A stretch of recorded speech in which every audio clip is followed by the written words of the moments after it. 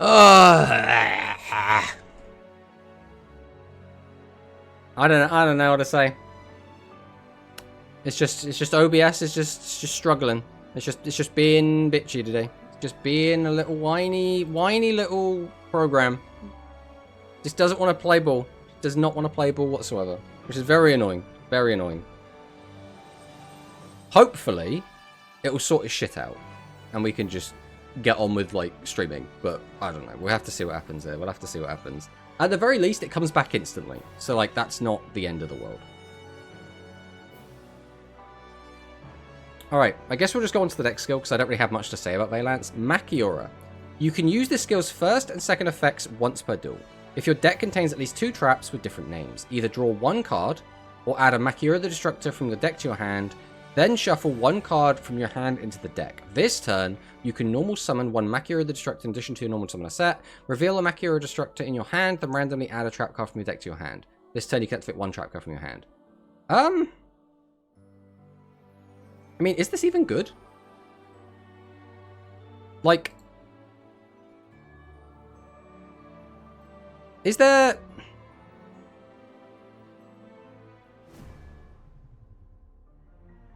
Like, this is a +1. Wait, it's not even a +1.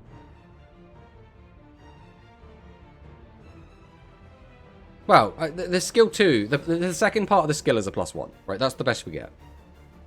We can activate... Like, is there a trap card that's that good that you really want to use? Just the turn early, because that's basically what this does, right?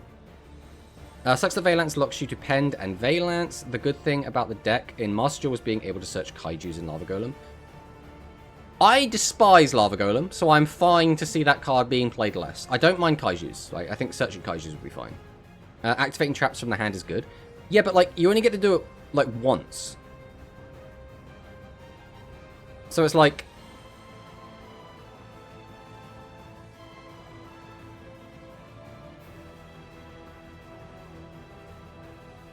This hand, shuffle 1 card. This turn you'll summon Machiura's just on the set. Reveal Machiura's hand, then randomly add a trap card from your hand. This turn you can activate 1 trap card from your hand. So if you use Machiura the Destructor's effect, which means he has to be destroyed, I believe, you could do 2 traps from your hand in a single turn. But like, what traps would you even want to use immediately is the thing. Like, how do you break the skill? Because right now I don't think this is going to do anything. Alright, Libromancers. You can use the skill's first and second effects once per duel if your deck contains 8 or more Libromancer monsters with different names. You cannot normal or special summon monsters, excluding special summons from the extra deck, except Libromancer monsters. Reveal a Libromancer monster in your hand with 2,000 less attack, and then shuffle 1 card from your hand into the deck.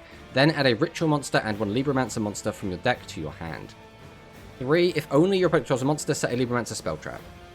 I mean, I don't really know enough about the Libros to know, like, how good this is going to be, but I assume this is going to be fine, right? Like, I can't imagine this being, like, awful, unless the Libromancer cards themselves are awful. And I remember the deck being, like, playable. Like, the harsh restriction here seems to be that you have to have 8 Libros with different names in your deck, and you probably don't want to play that many, but, like, it's probably fine. This is probably just fine. Alright. So now, I suppose we'll go over this quick as well, because this is the card list of changes. I'm pretty sure this is just speed, right? So we got some more Flus. We've got Libromancers. Looks like, I assume all of them. Some Valance cards. More Valance cards. We got Ween. We got Hollow. Nothing in here is, like, screaming out to me as being, like, super crazy. So, I mean, it's cool that they're here, right? Flu and Valance coming to speed. I mean, again, we haven't got a Flu skill. We do have the Winged Beast skill, so it might just be that. But we'll have to see. I think a lot of people are going to be really excited for Libros, but we'll have to see. We'll have to see. Alright. Now. Have they ever update rush cards in this database? No. We straight up get them, like, announced, basically. Like, they anything that goes into rush basically comes out. That's how it kind of works for us. So, Tiger. Can be activated before your normal draw, once per duel if going first, twice if going second. So this is another one of those going second skill gets a buff. Place a Music Princess's Battle Ballet, once per duel, or Straight Pierce from your deck or graveyard on top of your deck. In this draw phase, if you would draw until you have 5 cards in hand, you draw until you have 6 cards. Okay. So this is... The issue I have with this skill Why would you play this over the current Music Princess skill? In what world do you play this instead of Music Princess Breath? I think it's Breath. I think that's what the skill's called. But why would you, right? That one lets you grab Fusion or the Fusion material from your deck. It lets you cheat out your boss monsters easier for 1 less tribute, which is so powerful. What does this do? It gets us a Battle Ballet out from our deck, which again, we're playing 3 copies, so it's not like we need to search it, right? Getting Straight Pierce is nice, but again, it's not a consistent Straight Pierce. This is twice per duel maximum we can get Straight Pierce. And if you go first, you're never taking Straight Pierce unless like it's like lethal. You'd always take Ballet, right? It's just such a stronger card. Basically, they say the same thing about Yuka. We still play the old skill. Yeah, the Yuka skill was also really bad that we got the rerun. Normally, these rerun skills aren't that good. The thing is, Zuijo's rerun skill was Tearfing, which is a really good skill. Yuo's rerun skill was not very good, actually, now I think about it. Because I think he got his original skill, like the good one, was it Script? He got that as part of his first wave. So yeah, I think it might just be Zuijo's. Actually, Manabu's was good as well. What was it? The Experimental Roar. So like, you know, some of them are. Some of them aren't, unfortunately. Hey, is that Toti? Welcome. Manabu had a good rerun skill? Exactly. So it's not always just like we can look for patterns, and sometimes they'll be there. Sometimes we're just like trying to find something that's just not there, right? What do you think will be the rerun cards? So, I think the most obvious ones are going to be Turbadish and Action, right? These two make the most sense, and I'll explain why as we go through them. So this is obviously a level 6, 1800 attack. If you have another face-up warrior type monster on your field during the turn you normal summon this card, we can add a level 7 or higher wind attribute monster and a warrior type normal monster from your graveyard to your hand. So these are going to be like fusion material effectively, especially if we're using the old skill. We can't get a discount on Turbadish, but we can get a discount on the level 7 monster that we grab back, right? This turn you can activate monster effects except wind, and that's fine, because we're playing all of that anyway.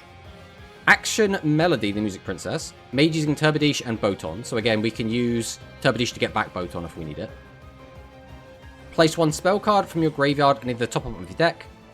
1 face-up monster on your opponent's field loses 2000 attack defense to the end of your opponent's next turn, which is, again, a lingering debuff, which can be really good if your opponent has trap cards, but I don't think that's going to be relevant. That's only going to be relevant if, like, they have, well, negate attack. Then if you play Straight Pierce or Fusion to meet the requirement, you can draw 1 card, which means you immediately get the Fusion or the Straight Pierce into your hand. So, I think this makes sense, right? It does make sense to give us Turbadish in action, just because, like, it's a nice 2-card pair. It would affect the meta. I think these cards would see play. So, like, that's the obvious choices. But there are some other cards we could get, and obviously we could get some support in the box as well, right? Tiffing skill, only good because Dark Galaxy got hit.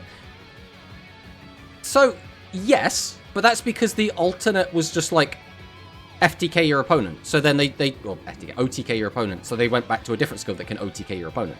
At the end of the day, if the Tiffing skill wasn't good enough, it wouldn't have made it to Worlds. That's the way you have to think about it, right? It was good enough to go to Worlds. Now, you could say, like, oh, if the Gaia skill never got hit, maybe people would still be playing Gaia. Now, I don't think that's necessarily true, but, like, you know, you can make that argument about anything. Let's hope about good cards in the rerun event. Please give Action our cream. Action, my goat. No way Action just gets Straight Pierce. I mean, it's pretty good. It just gets it to hand, and you reduce your opponent's attack and defense by 2000. And notably, it's defense as well. So your opponent has to face up defense. You can also change that, which is also useful. Especially since we can manipulate battle positions with Trombo, right? So some of the other cards we could get. Cornetlass, the Music Princess. This is a much newer card, and this is part of a Contact Fusion, but obviously we don't have to get the Contact Fusion, right? So this is a 1400 level 4. During the turn that you normal summon this card, we can excavate the top 5 cards of our deck. We can add 1 excavated wind attribute warrior type normal monster or a fusion to your hand. Put the other cards at the bottom of your deck in any order. This turn, you can only attack with wind monsters. So this would be fine. This would probably see play, because it's sort of like Argent, where it's like maybe a +1, right? It's like maybe a +1. But, you know, we're hurting for monsters to get anyway. We'd probably take out some of the normals. We'd basically probably just keep Boton in the deck. And then it's like, if we find a Boton or a Fusion, we can just add it to hand, right? Like, that is probably what this card would do. Would it see like widespread play? Again, its defensive stat is a little bit low, but like it's still better than like a 0 defense monster, so probably. That's a lot of bosses to play a Music Princess. Don't worry about that, Ursus. Don't worry about that. We'll sort it out. We'll sort out the ratios. But hello, Ursus. Welcome on. So another card we could get is Boton Aginata, the Music Princess. So this card's name becomes Boton while in the graveyard. Now that is important because assuming we get Turbadish, this card... Oh, no, it doesn't work like that. I was going to say, it would have been really cool if we could get that, but no, it's this one that gets fuses with Boton. So we could use it to fuse from the graveyard, right? And maybe we could fuse it from the hand as well, but we can't use it to get back. If it named Boton, that'd be fine, but Turbadish doesn't name Boton, so you can't do that. But this name becomes Boton while on the hand or graveyard. We can send one card from your hand to the graveyard. This turn, this card's name becomes Boton, so now it can become Boton while it's on the field. Then you can add a fusion from your graveyard to your hand. So this is just like a really good card. Like, it's not crazy good because we have to send a card from our hand to the graveyard, right? And we do get that fusion back, so we're not minusing, but we're not plussing. We're going even to get back fusion, which is like fine. The problem, how many bosses we play in this deck? Maybe 5 level 7 and 2 of the level 6s. Yeah, probably something like that. Probably something like that. Because the thing you have to remember is, Turbadish did see play in the Music Princess deck that was like a tier 1 deck in the OCG. So like, we'll probably be able to fit it in. But again, this is a interesting card. I don't necessarily think we are going to get this, but this is something that could come out in Duel Links, right? Then we have Music Princess's Prelude. So if you have no monsters on your field, you can special summon a wind attribute monster from your hand face up to your field. Then if you special summoned a warrior type monster by this effect, you can add 1 fusion from your graveyard to your hand. So this is like, again, it's fine. It's like nothing crazy. We get to special summon a wind monster from our hand, which is fine. And then if we special summon a warrior monster, which again it's going to be because of how the deck is, you can get a fusion back from the graveyard. So this is technically like a +1. And if you think about it as, if we're getting out a boss monster, that would normally be a -1 to summon that boss, right? So it's sort of like a discount there as well. I mean, again, I don't necessarily think this card's gonna come out, but this card could come out, right? This could just come out in Duel Links and be fine. I don't know if it would see play, but they could release it. Then we have Substitute. So send 1 card from your hand to the graveyard, send the top 3 cards of your deck to the graveyard. So already we're -2ing, because we give up the spell, we give up a card from our hand, right? Then, if the only monsters in your graveyard are wind attribute, you can special summon a warrior monster from your graveyard to your field and face up defense position. Now, notably, we can bring back our fusion monsters with that, so like... Now, it does make our monster come back and face up defense, but we can, again, use Trombo to change it back to attack. So it's not just, like, necessarily stuck in defense. Again, is this card good? It probably wouldn't see play, realistically. I think the deck is going to have, like, too many moving pieces to make this worth it. But, like, theoretically, this could come out, right? Then we'll go on to the traps. And again, you know how Konami feels about traps, so do not expect these cards. But I thought we'd mention them. So when your opponent's normal or special summons a monster, if they have 3 monsters on their field, all face up, wind attribute warrior type monsters on your field gain 1,000 attack. Crazy, I know, it's insane. And then we have like a better trap, Music Princess's Requiem. When an opponent's monster declares an attack targeting your attack position level 7 or higher, wind attribute warrior or beast monsters, the attacking monster loses attack equal to the attacking monster's level times 600. Now, let's do some basic maths. If a level 8 monster attacks you, it's going to lose 6 times 8 attack, right? That is going to put it down to 0. Like, realistically, that monster now has 0 attack. So this is just almost always just going to be like, all right, you now have 0 attack. If a maximum attacks you, they lose 6,000 attack, right? So it's like, it's kind of crazy. It's kind of crazy. We're almost certainly not going to get this yet, but like, imagine if they gave this to us. The problem, if the skill, you don't need control monsters, the spell, not the skill. Yeah, that's fine. That's fine. Is that Rarity in the chat? Hello, Rarity. We'll do an exclamation mark. Rarity. Give Rarity the shout out. Welcome, welcome on in. The ultimate battle trap, holy. I mean, this isn't even like the best one. I mean, arguably, maybe it is. So I showed off in the video I made the other day the agent trap card, and that one is also just insane. Just reducing by a flat 3,000 is so good. Like, it's so good. Music Princess can be tier 1 on one day with the amount of cards we are yet to get. We also don't have... I didn't show any of their contact fusions, right? Because I don't think we're going to get them. But like all of these cards have a chance to come out, and that would be absolutely insane if we got them. Again, what's more likely is we're just going to get Turbadish and Action. I would just expect to get these two. It just seems like the easiest slam dunk. This is a UR, this is an SR. They come out with the rerun, hunky-dory. They work fine with the skill, because it's also like a straight pierce skill, so whatever, right? That would make sense to me. Bro hasn't seen Love Million, Lamau. I don't know. We can, so we just got skills. Do we got any cards? No, we don't know any cards yet, unfortunately. I could see them putting Action in a box with a Duel Link exclusive ORR, and then putting, I don't know, Sasen Chungkotra in the new drops. Which one's Sasen? I don't even know if that's a card I looked at here. Let's look that one up quick. We're going to Rush. Sansetsu.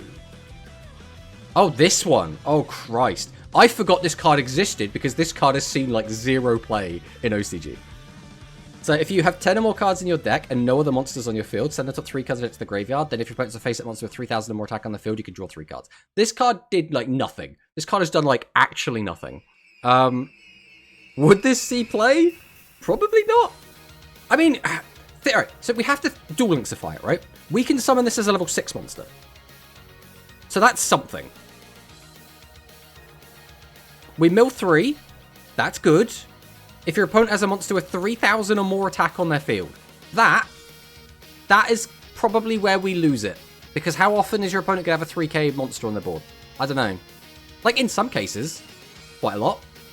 I mean, if anyone watched Akari's stream yesterday, she kept summoning an Ancient Gear Golem in a deck that only has one 3,000 attack monster. So, you know. But, because, like, theoretically, you -1 to tribute this out, and then you just get a +3. So that's just a +2, effectively, and you end up with, like, a 2k guy on board. But, like, meh. What the hell sucks so much? Yeah. Every time, like, all the time. Just all the time. All the time, says Soromia. All the time. Like, maybe it can be used. Also, welcome on in, Sora. Maybe it could be used. If this card saw play, it would probably be a one-of. If that. I understand what Brad's saying, though. Like, putting Action in a box. Like, this is box bait, right? I think people would go into a box to get this. So that does make sense. And giving it an Overrush would also be really cool as well. I wish the new Dragon cards would come to Duel Links soon. I thought they were so bad for the OCG. Well, you want the Draco, the tiny stuff? I mean, yeah, that'd be cool. Just spawn a 3k Nib token.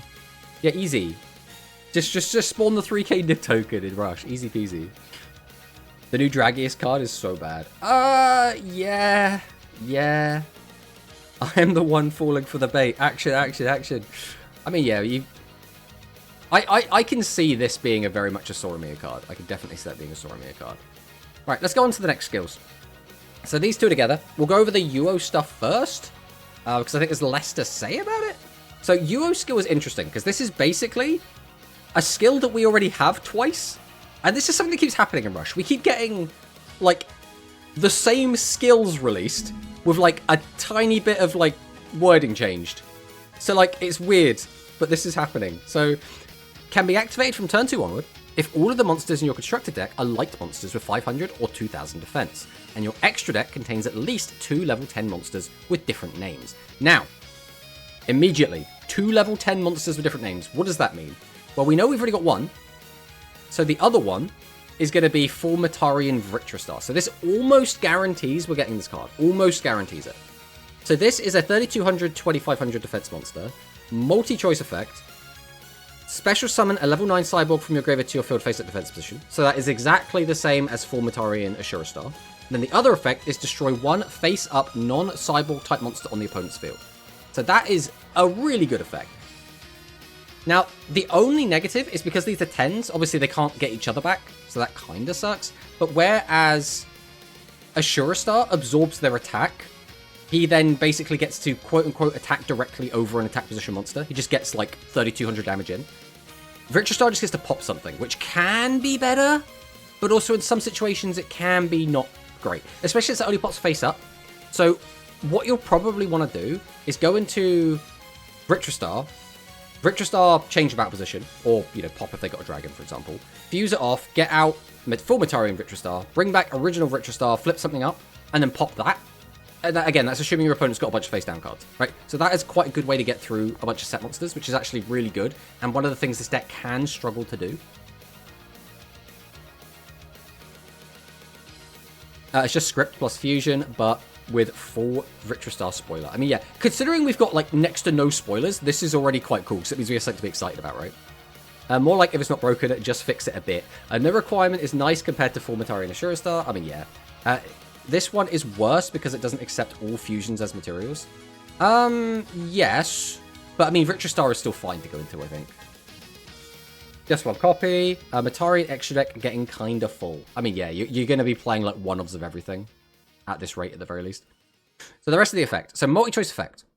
Send one imaginary actor or one monster reincarnation from your deck to the graveyard, each once per duel.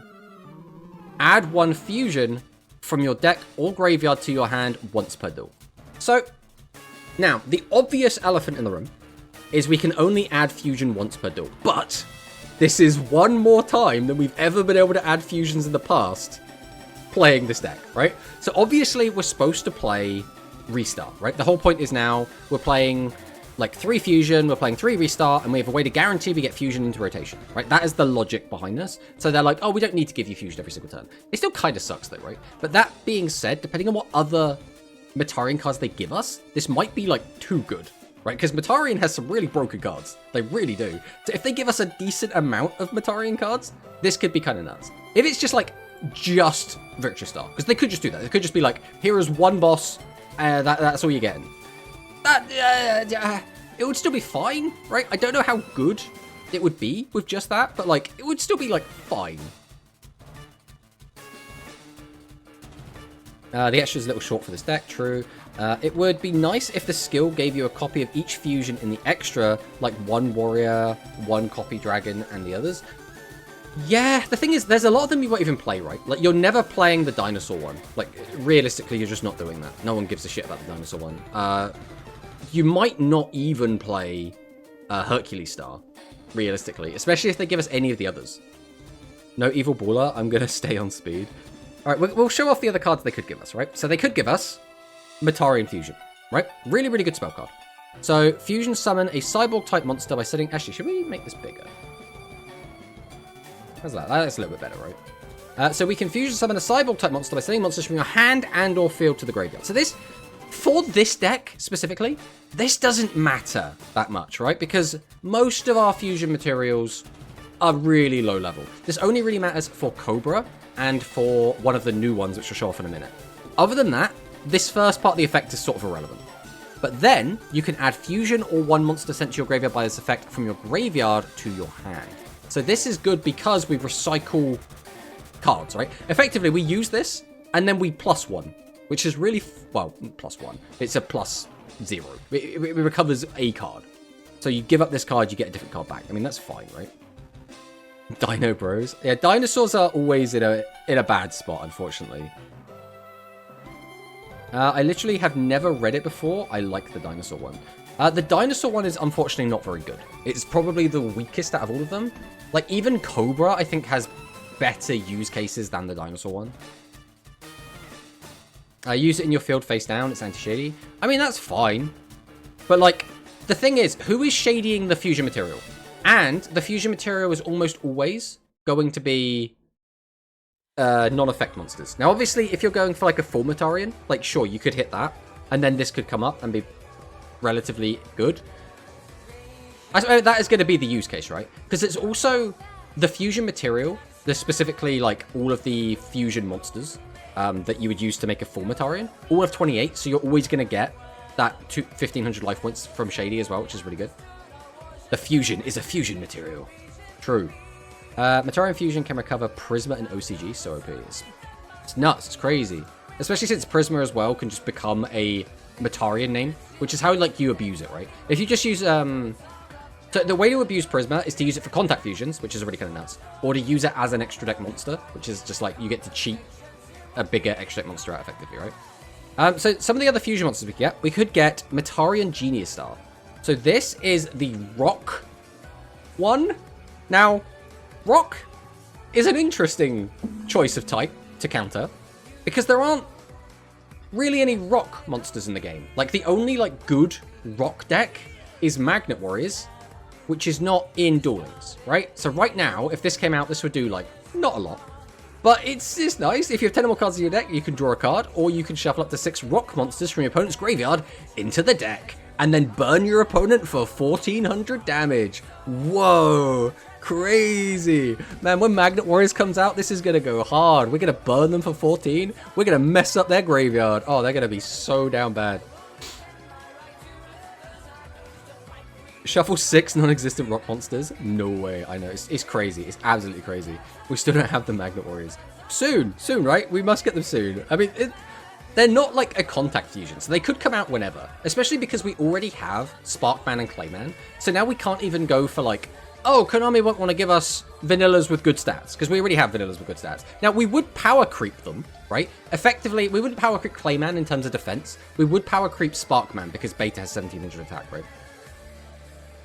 Bro is going to counter Meteor from Yuga. Exactly.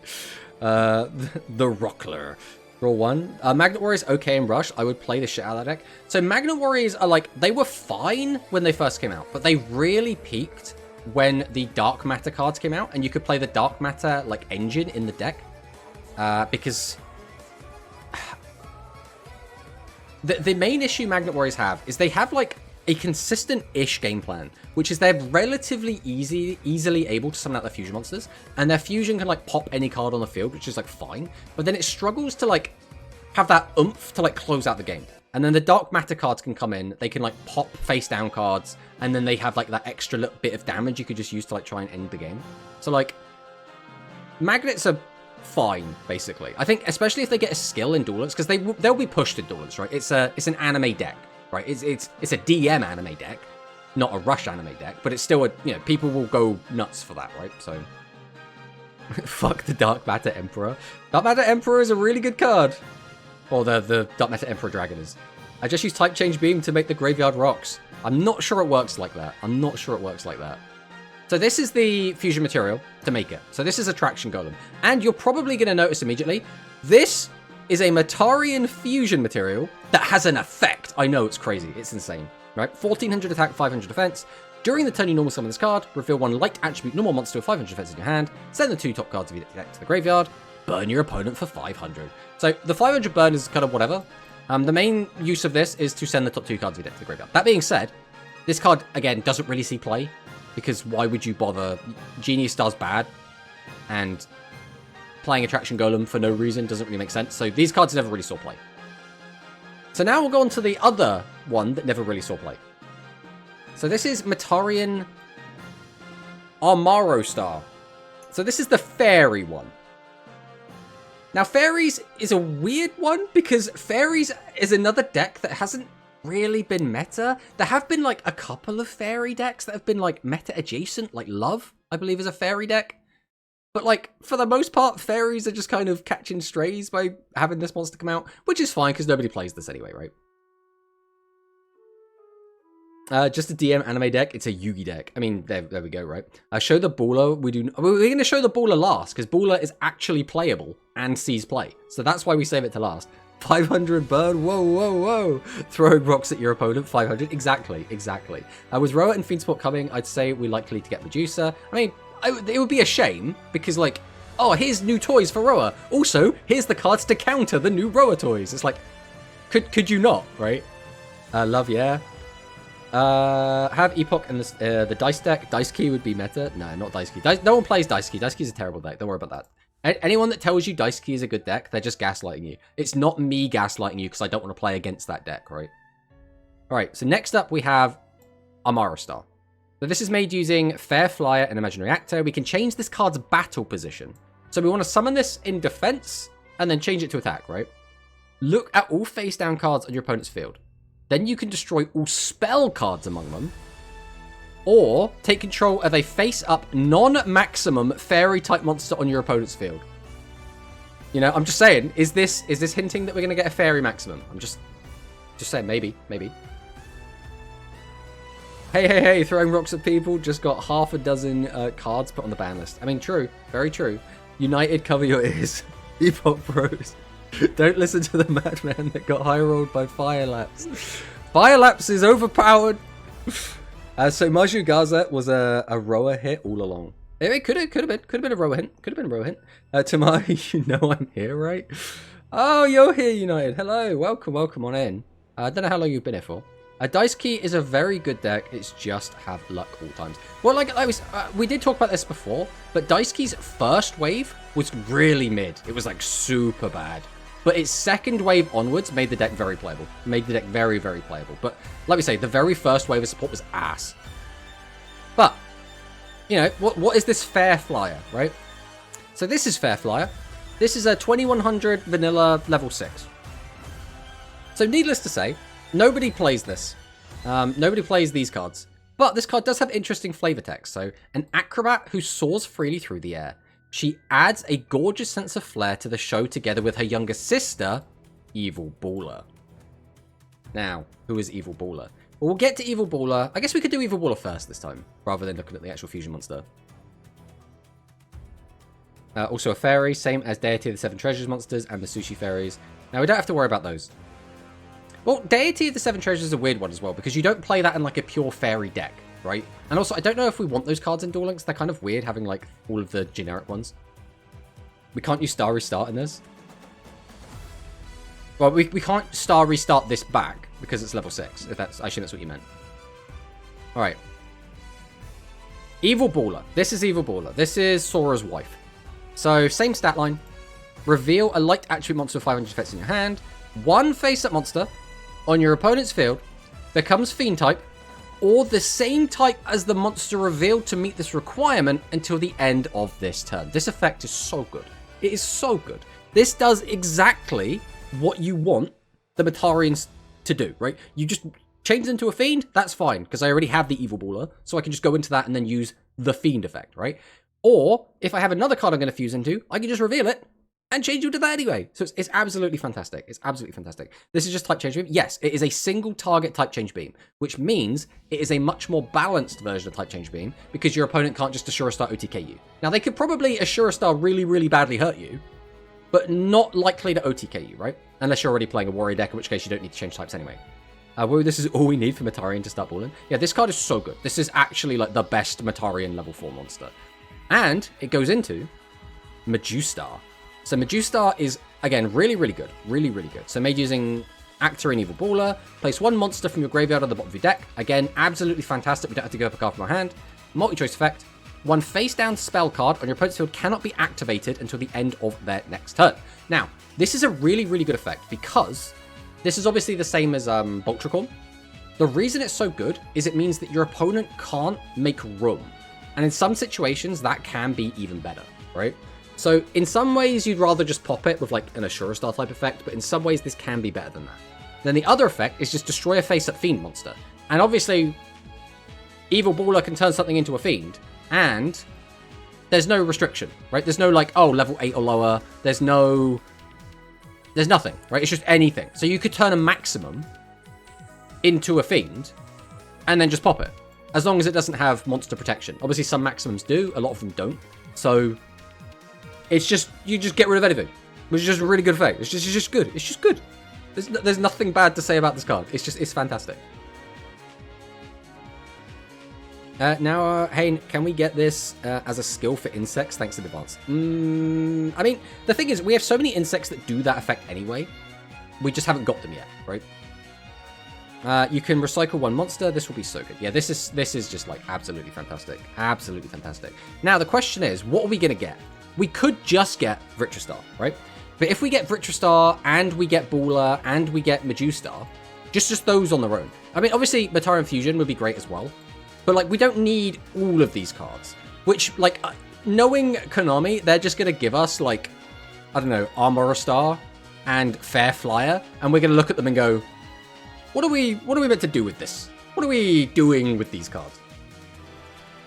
Now, we are never getting a Go Rush character with all these 7s decks getting support. Yeah, that is obviously the downside, right? Are we going to talk about my other wife, the Lady Moth? No, we're not talking about Lady Moth today. There's no way Lady Moth's coming out. I hope we get Metarian Fusion. I mean, it'd be cool if we do, right? Metarian Tier 0 again. I mean, that's always the fear, right? Is you don't really want any deck to be Tier 0. Like, in an ideal world, we just never have a Tier 0. But, unfortunately, sometimes it's just going to happen. Alright, now we'll talk about some of the traps. So this is the bad trap. So when your attack position light attribute monster is destroyed by opponent's attack, special summon a cyborg type monster, or a light attribute normal monster with 500 defense, from your graveyard face up to your field. So this is like not even that bad, because if you have a cyborg in grave, you just get back like a 3200 or a 2800 guy, which is fine. But this is like the bad trap, right? Like it's not awful, but like, would you play it? Eh. Then we get to a better trap. So this is Imaginary Arc Turbulence. When your opponent normal or special summons a monster, again, very, very important that it's on normal or special summon. A lot of cards like this is only on like special or only on normal, so it's very important to both. While you have a light attribute normal monster with 500 defense in your graveyard, which again should be extremely easy, change one attack position level 8 or higher light attribute monster on your field to face up defense position. So again, we already have to have a level 8 or higher monster, which is like the awkward part. Then you can destroy one face-up monster on your opponent's field with the same type as a normal monster in your graveyard. So this is awkward, but depending on the meta, this can be very, very powerful. Now, the downside with this is, if like Galaxy, for example, is meta, you're never going to play this card. But this card can be good in the right use case, right? But the actual best trap card that I really hope we don't get is Turnover. Turnover is busted. This card is actually broken. So when your opponent normal or special summons, again, very important distinction, it works on both, fusion summon a cyborg type monster by shuffling monsters from your field and or graveyard into the deck as material. So we get to Miracle Fusion on our opponent's turn in response to them summoning a monster. Now don't forget, we don't have Enter the Battlefield effects on Rush, right? So if we wait for them to like summon out their big boss monster, for example, we can then do it in response to that if we want to. Then you can destroy one face-up level 8 or lower monster on your opponent's field. So you do have to be very careful because it's only level 8 or lower. So you don't want to let your opponent like summon out a level 9 fusion, for example. But outside of that, we just get to fuse into a guy in our opponent's turn and pop a level 8 or lower, which is so good. It's actually so insanely good. This is really, really strong. We will get Lady Moth's One Day Trust. One day. Did we cover Roa already? Had no signal / connection for a while. We have not covered Roa yet. Would a machine Metarian Fusion be actor and actor, or actor and a unique machine monster? I would rather have actor and a unique machine monster, personally. And ideally something with an effect, right? Why not? In Archetype Necrofusion. I mean, basically, Necrofusion with a pop attached to it. Depends on graveyard setup, but looks good. Sadly, misses a few types. Turnover, on the other hand, is so cracked. Yeah, Turnover is busted. Like, this card is actually busted. I think that's it for them. So, we'll look at the Roa skill, I guess. I guess that's the next step. So, can be activated if all of the monsters in your constructed deck are Fiend-type light attribute monsters. So the only downside there is we can't use Dark Fiends. I don't know what that cuts us off from. I'd have to look. But, like, that could be restrictive. We can send one level 7/8 monster from our hand to the graveyard and play 2 level 8 monsters from your hand or graveyard to your field in face-up defense position. While a monster placed on the field with this effect is face up, it loses 1000 defense, and its battle position can only be changed with a card effect. Then you can add one level 8 monster, different from the one you sent from your graveyard to your hand. This turn, your level 7 or higher monsters cannot attack directly. Alright, so let's break this down. So we have to send a level 7 monster from our hand to the graveyard. Then we can play 2 level 8 monsters, ideally from your graveyard. That's what the ideal is going to be. So we can already know we've got one in there because we sent one from our hand, right? So we only need to have one other level 8 or higher monster, or 7 or higher monster in our graveyard. So then, well, I guess it has to be 8. It has to be 8. So I don't think we're going to be playing... Oh, what's his name? What's the level 7 one called? I forget. Invasion? We're not going to be playing Invasion, I would imagine. I don't think we'd be playing Invasion with this, because there's no need to. The reason we play Invasion with the old skill is because it gets out 1/7, 1/8. For this, it doesn't matter. We just want to summon 2 8s. So, we'll get rid of that. bring back 2 cards from the graveyard. Then we get to grab a level 8 monster with a that's different than the one we sent. So it can be the same as one of the 2 we special summon, but it has to be different than the one we discard, right? Then we get that back to our hand. So effectively, we lose a card from our hand, we gain a card because we get a level 8 back to our hand with the effect. So we've broken even, and we've gotten 2 level 8 bodies on the board. So we've plus 2'd and set ourselves up to have exactly the card we want to tribute summon, and we have the tribute fodder already on the board, right? That is so good. That is such a strong effect. Now, the problem is the very last line. This turn, your level 7 or higher monsters cannot attack directly. This might hold the deck back significantly. Now, the issue is, if your opponent's monsters are all face up, we can almost guaranteed, like, just kind of set up a Doom Metal play, wipe the whole board, and effectively OTK them. So we kind of need this restriction here. But it's really bad. I think I would rather this halved damage, because then maybe it would be a bit more playable, right? Red Boot have a similar trap, but the Matarian trap is so much better. Yeah. Bro, that means we can't use Great Maju. Why, Konami? I know. Does this make Royal Rebel good? So this makes Royal Rebel playable. Now, the downside with Royal Rebel, and this is true when it first came out, and this is true even now, Royal Rebel isn't great at dealing with set cards. Now, we did finally get a card that helps them deal with set cards, and that did actually make the deck tier 1 for a bit, so there is a chance. But it's really going to depend on what cards we get. Obviously, just this skill and the cards we have now, Royal Rebels are going to be just kind of mid, I think, right? Good, but not good enough because of the no direct attack. Yeah, no direct attack hurts this deck so much. It really does. They don't want Doom Metal every turn. We probably get Hard Rock. Hopefully we get Progressive to deal with set cards. Well, let's take a look at some of the cards we could get. First off, we'll take a look at some of the cards that we really should have had by now, but we don't, right? So the first one, Royal Rebels Break. So this is level 2. Your opponent has a face-up level 8 or higher monster on their field. We get to special summon a level 5 or higher fiend type normal monster from your hand to your field and face-up defense. Increase this card's level by 5 until the end of this turn. So this basically says, I'm going to cheat out a level 7 normal, because that's what we would summon with this. And then this is going to become a 7 itself. So this is just an easy way to get 2 level 7s. Now the downside is, your opponent needs to have a face at level 8 or higher, which can be frustrating, especially if your opponent's only playing level 7s. This can be quite annoying. And also we have to summon it from our hand. If this was hand or graveyard, this would be fantastic. But since this is just hand, this is a little awkward. But what would we summon with Break? We would summon No Wave. No Wave is unassuming, 0 attack, 2600 defense, level 7.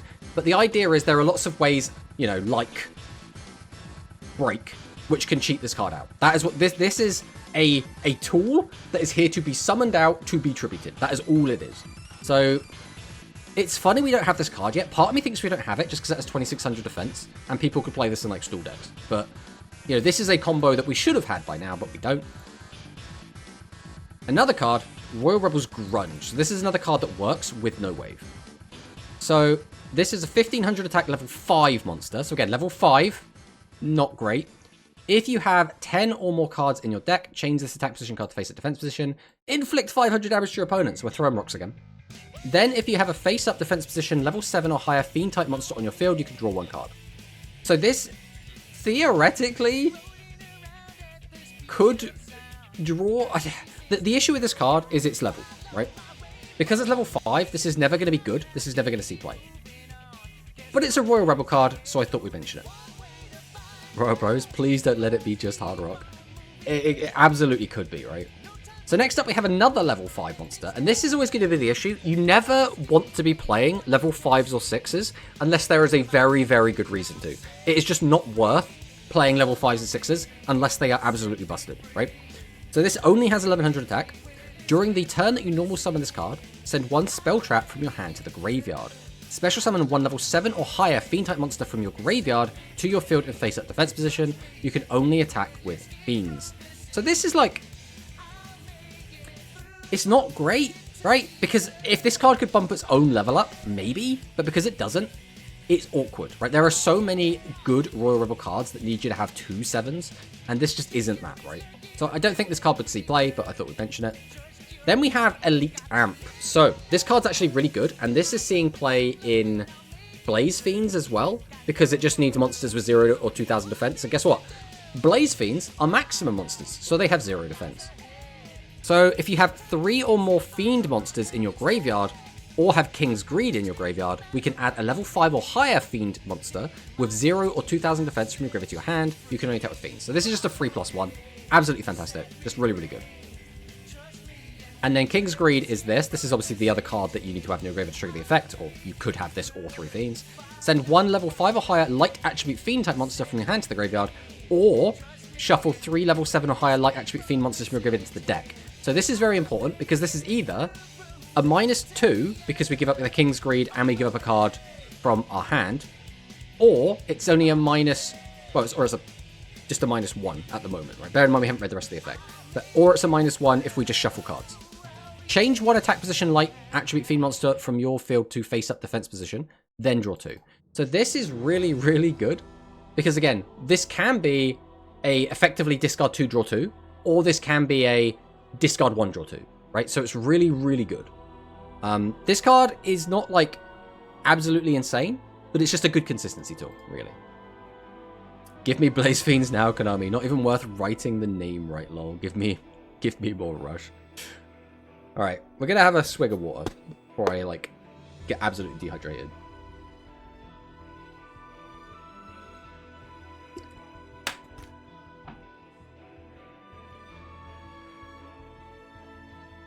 Yeah, that information was posted on the leaks, or alongside the leaks. So we did already know about this, but yeah. This one. I don't know when it is, though. Tomorrow, apparently. Tomorrow at 8 PM JP time. I don't know when that is for us. But are we expecting to get anything for Rush? Apparently they're showing off some speed stuff, but I don't know if we're getting any Rush stuff is the issue. 22 hours? Okay, there we go. 22 hours. I mean, I probably won't be in this city in 22 hours, because I'm going away for the weekend, but... so I probably won't be able to watch that, but we'll see. Alright, next up. Royal Rebels Hard Rock. So this is the one that we've been expecting to get for a while. So this is a level 8, 2500, 2000. Now again, this probably makes the most sense to be getting, because we haven't got it yet. We really should have had this card by now. During the turn, you normal summon this card by attributing 2 level 7 or higher Fiends. So again, that needs 2 level 7 or higher Fiends, which is quite the heavy restriction. Choose 1 face-up level 7 or higher monster on your opponent's field. So again, that could be a 10, that could be a maximum. Inflict damage to your opponent equal to the difference in attack between the chosen monster and this card. Now, if we can reduce them with like a TSA or something, and then summon this, that's huge, right? Because we could like get them down to a very low number. Like, let's say they got, I don't know, a 2500 guy out. That's like level 7. We reduce them by, what are these, 7 times 2, 14. That put them down to 11. We burn for 14. And then we get to gain attack equal to the chosen monster's attack. Now, the difference, the issue here is, it's not the monster's original attack. So we can't, like, abuse this in the sense that, oh, I reduce your attack, so I get a big burn. Then I can take your original attack over your weakened monster and get even more damage. We can't do that. But we can still do some interesting stuff with this, right? Like, it's not going to be anything too crazy. If your opponent leaves, like, a Wimp next to a boss, you could absorb the boss's attack and then smack over the Wimp and get loads of damage in. Like, maybe that's what we can do. If we don't get a Go Rush character in November, bros. Yeah, we really need to get some Go Rush characters. But at the same time, part of me just wants Yuga Gohud to come out, because we haven't got his reptiles yet. And when his reptiles come out, they're already, I think, going to feel very power crept. So it's like, how do you do that? Like, so with Yuka, the way we made Yuka work was we gave her a busted skill, right? Her skill's very good, and we combined it with, like, some non-Yuka cards to make it good. The way that we made Tiger good was we gave her some of her future support. The problem Yuga Goha has is he doesn't have any future support, so we have to rely on the Yuka version of just, like, give loads of really good skills, right? That's the only thing we can do. So I think the later that he comes out, the worse it's going to be for him. A few speed cards and 1 new skill. See, here's a rock. Imagine they announce a random non-Yuga Goha 6 as a character. Could you imagine, like, Yujin just becomes a character? Broken skills, baby. We just need a +4 skill like Rebecca got. Yeah, easy, easy. And then we'll just ban Sparks. We'll just make sure we ban Sparks. But yeah, this card's, like, fine. I don't even know if this card would see play, if we're being completely honest. This just doesn't do as much as Doom Metal. And it's, like, the same requirement. So it's like, would you bother? Like, maybe if you just wanted more 8s, right? You play this just because it's an 8. But outside of that... Now, this is the card everyone's been waiting for. Royal Rebels Progressive. If we get this card, now we're cooking, right? This card is the cooking card. During the turn, you normal summon this card by tributing a level 5 or higher monster. Destroy 1 spell trap on your opponent's field. Okay, pop a back row. That's not bad. That's fine. Then... you can destroy 1 face-down card on your opponent's field. Now, this is so good because this is the best way for Royal Rebel to beat set 3. The absolute bane of Royal Rebels is if your opponent just keeps setting monsters until they've got their way to kill you. So this is just a really, really good way, like in-engine attached to a boss that just gets rid of a set card, so then we can get in for a big chunk of damage. And because, again, we have ways to, like, shuffle back, right? So we just put the progressive back in the deck ideally, and we have infinite access to it, which is just really, really good. I'd only accept Euro. No, we don't need Euro. I don't know, out of all of them, I don't know who I'd want. I think Yujin is the one I would like the least. But yeah, this card is nuts. This card is absolutely... This card, not like on its own, but it did a lot of the heavy lifting to make this deck a tier 1 deck in the OCG. So this card is just really good. It's just absolutely fantastic. Because the other thing is you can also just destroy a face-down card. So you could also just pop another back row, which is also just really, really good. Like, it's so good. Another card that we could get is Echo. So, obviously in the OCG, we don't have skills, right?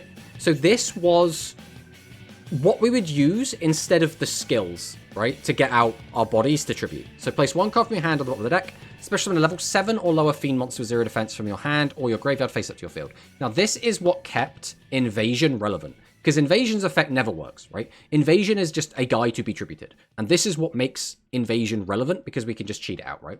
Then if you summoned a level 7 by this effect, which again would be Invasion, you can add a fiend monster from your graveyard to your hand, which again is absolutely fantastic. Getting any card back to your hand, which means you can either grab back, again, more material, or you can grab back, or I guess tribute fodder, or you can grab back a actual boss monster itself, which is just so, so good.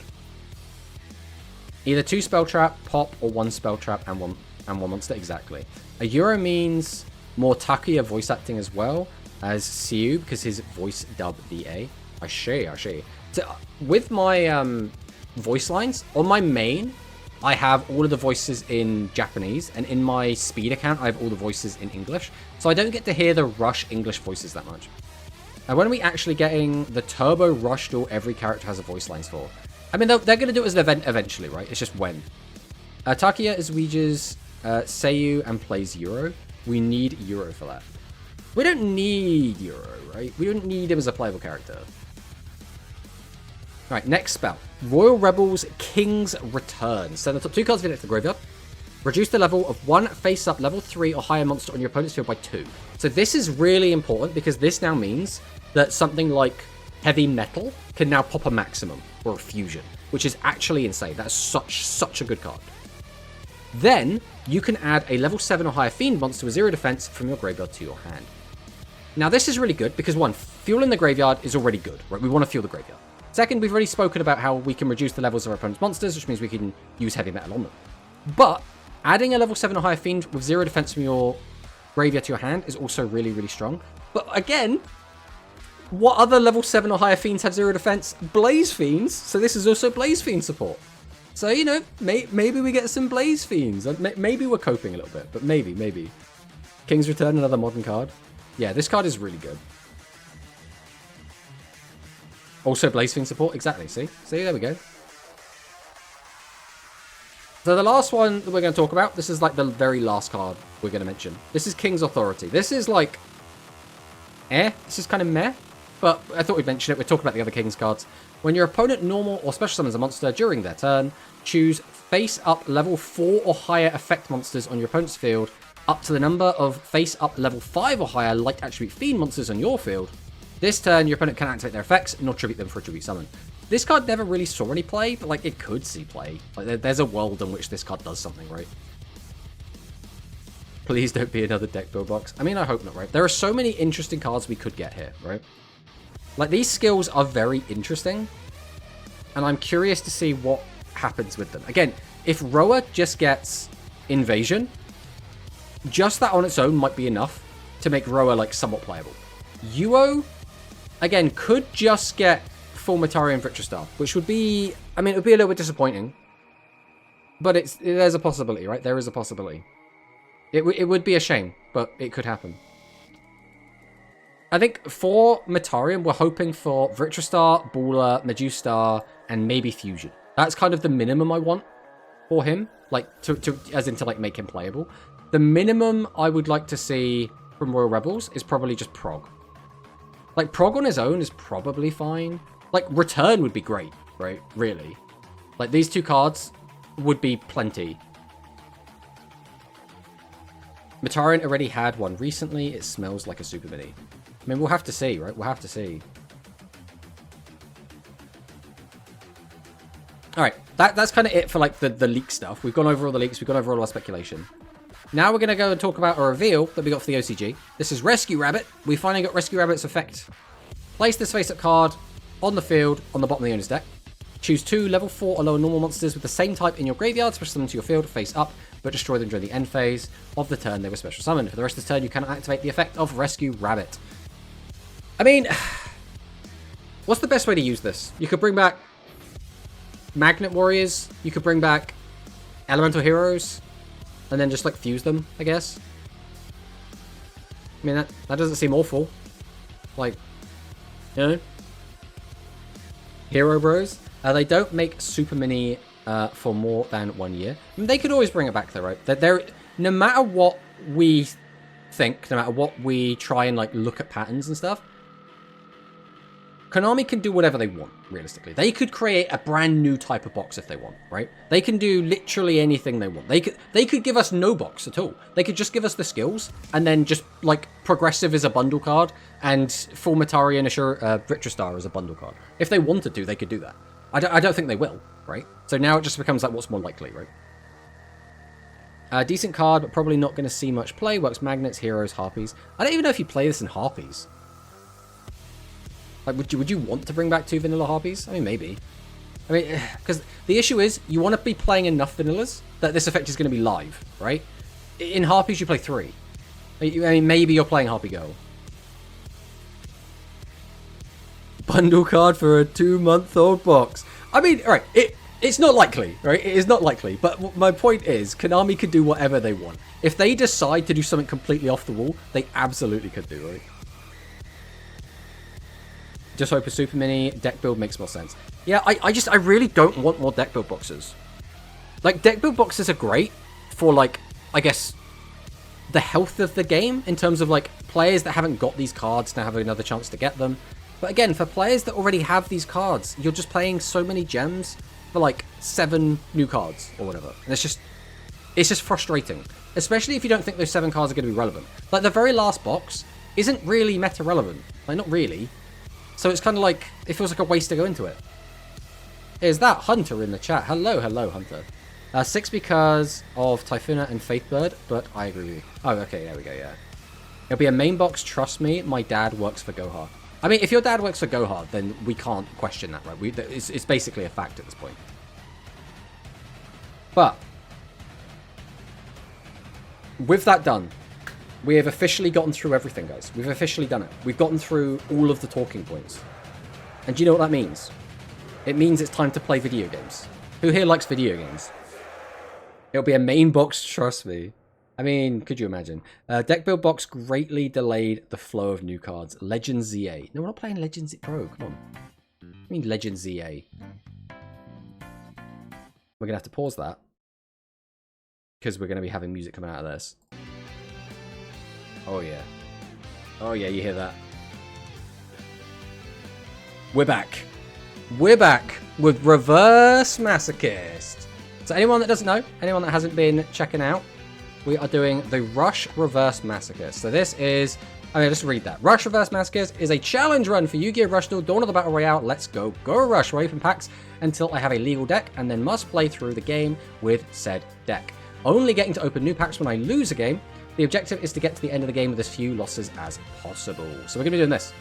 Last time, we just beat Bocce. So we're going to be continuing on from there. I imagine we have to duel against Miss Mutton at some point. Manabu. It's fine to be infatuated with a dog, but I still feel the residual energy of an unregistered alien. As MIK, I need to show Bocce how much I've grown. Let's head to the scene immediately. What's with that gentle face? You've never shown me that face even once. I can't forgive that thieving dog. Chupa Chupa. Wait a minute, you don't look like Chupa. Suspicious fellow. I've been chupered. Chupered? But he should be monitored by MIK. Hey you, tell me in detail about the one who chupered you. The pain of being chupered. It can only be healed by rush duels. If you win a rush duel, I'll tell you about the one who chupered me. Alright. We're doing this apparently. Then I'll be your opponent. I'll never be chupered again. Go Rush! Alright, let's hop in. Let's see what happens. Yes, Reverse Masochist, let's go. I wouldn't be against a main, honestly. I mean, a main would be great, right? Manabu did what to a dog? He beat a dog in a duel, technically. Is that badge I see in the chat? I came in and see a cat. I joined at a good time. We've literally just started this badge. Digimon got the spotlight they deserve. I mean, yeah, I've been playing Digimon. We're playing Digimon every Sunday. That's our current, like, RPG game. Right, let's see what our opponent's got for us. To be fair, deck build also reprint the Sidra stuff. That would make sense given the skill buff and processor being due a reprint. The issue is, I don't like that you're making sense, because I don't want that. I already have those cards. 3 15s. Ooh.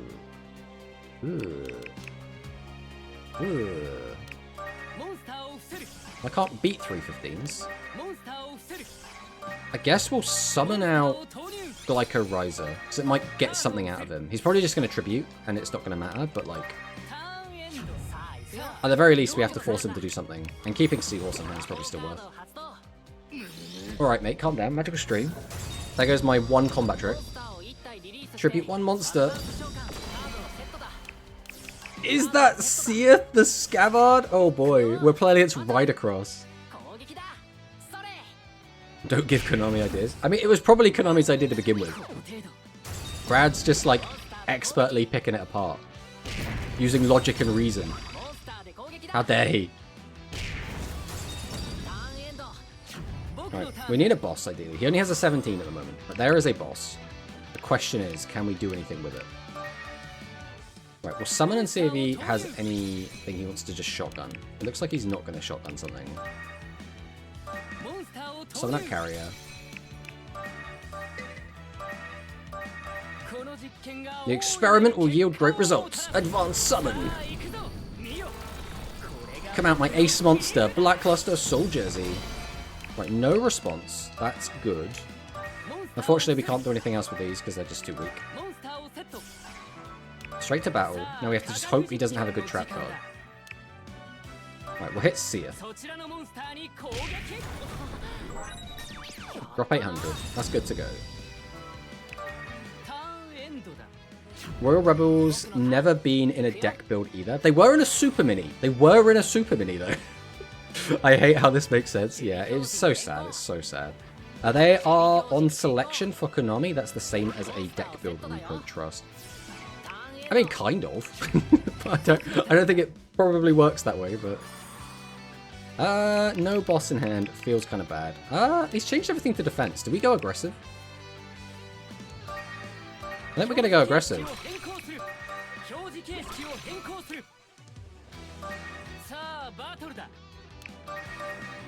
Right. We'll attack over his 0 defense with the ones that we know can clear. Because at the very least, this baits him into attacking over our weaker monsters, so we can get more damage through.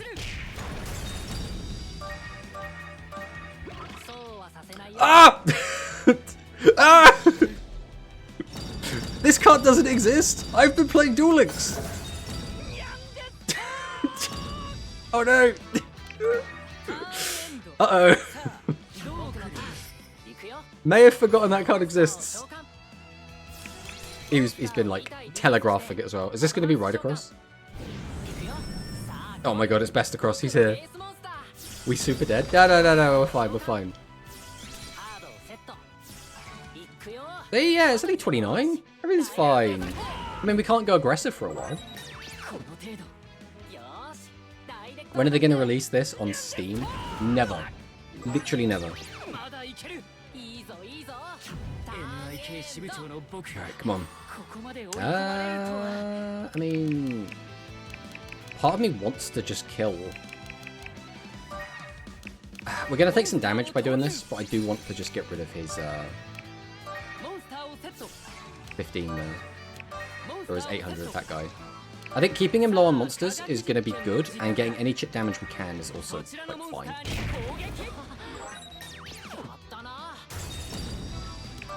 Right, so he's got. Oh, here goes the ride across effect. Which ones are we getting? We have Hilt, who can boost the attack. Up to 27. I mean, that's still only 12 damage. That's not too bad. That's not too bad. Takes 200 damage from that. Right, come on. We need to find another boss. I always find this after we found Soul Jersey. It makes me so sad. I don't think Penguin's ever going to come up, but I think we just pass him. We just have to wait till we find a boss. Okay, well, there's another magical stream. Straight to battle. So he's probably got lots of spell traps in his hand then?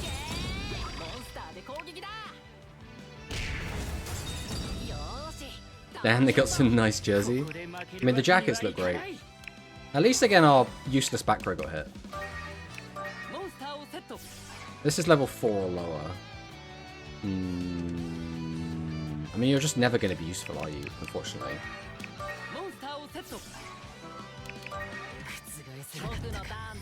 Hello, Tomato and others. What are the new Rush leaks? Didn't get here in time. Just want to know the card names. So we haven't got any cards. We have a soft confirmation that we're almost certainly getting full Metarian Vritristar. That is about it. Everything else is still up in the air. Like, there's a high likelihood we get level 8 Royal Rebels. That's kind of it. Just because of the way the skills are worded. Right, I mean, yeah, all we can do is turtle till we draw a boss, so... we just play the waiting game.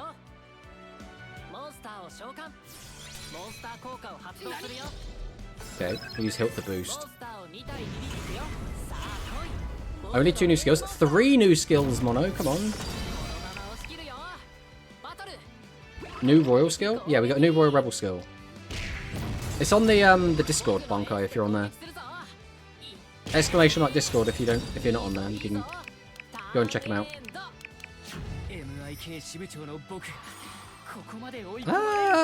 Unfortunately, Fuzuzu is like just a little bit too weak. I mean, we might still summon Fuzuzu here. Actually, how many Beast Warriors do we have in the grave at the moment? Oh, make sure we don't click the wrong button. You're Aqua, Reptile. 1 Beast Warrior in the bin. Okay. It's not ideal. Right. Set this. Tribute set this. We'll set this. And pass.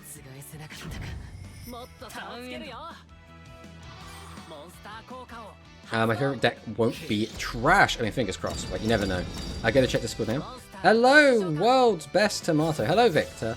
I thought I'd come and say hi and answer the question you asked at Video Games Discord. Yes, I am playing it. Any reason you're asking? I was just curious because it's brand new. I mean, it's a game that I'm like looking forward to playing, but right now I'm playing Digimon, so I don't really have time to play it at the moment.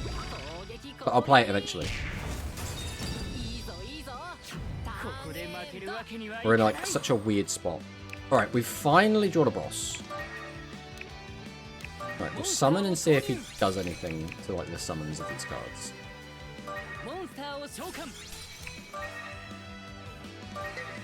The issue here is we have to pop and then go after the Dark Magician. We just have to.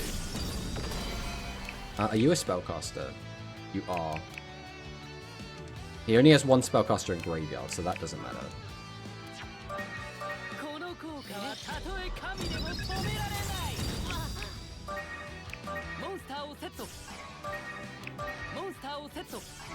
Go to battle. Right, we just have to hope he doesn't have the combat trick. Because this is the only time we're going to be able to get rid of this DM. Okay. So far, so good. Now, if he has another hilt, he can just summon it out and boost the right across over our boss, but that's fine. I thought I'd ask, but I don't know. Wait, Numitarian skill searches fusion? Whoa, calm down. I know, one time search fusion, it's crazy. Alright, here we go. Alright, now, he's up to 3 spellcasters in Grave. He's a warrior. But I'm like, I don't want to just like go all in. So I don't want to just randomly die. But like, I need to get damage in. Oh, I'm in such an awkward spot. Okay. I'm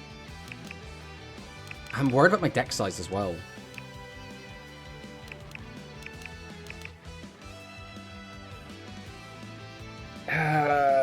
Okay. We'll flip this up. We'll summon out Outfielder. We are going to set Cannonball. Do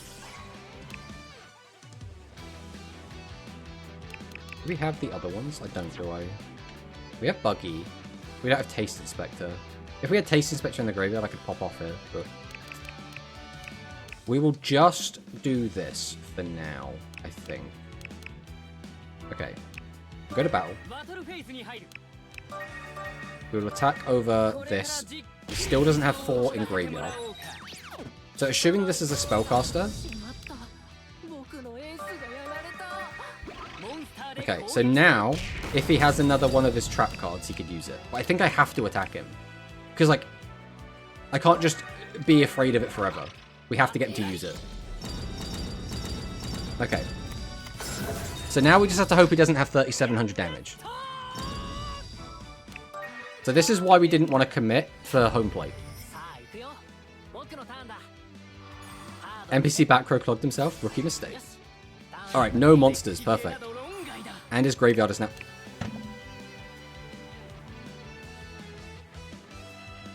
Ah, that's annoying. I mean, there's no point in playing anything. I could summon out Gyro Jackal. Equip it. But then if he just summons a boss, I get murked. He'd have to summon out a double boss, though. Maybe it doesn't matter. Alright. We are going to summon. We're going to give him a sword.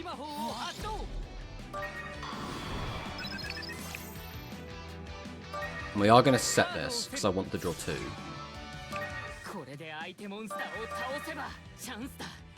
Okay, we'll get him for 2k.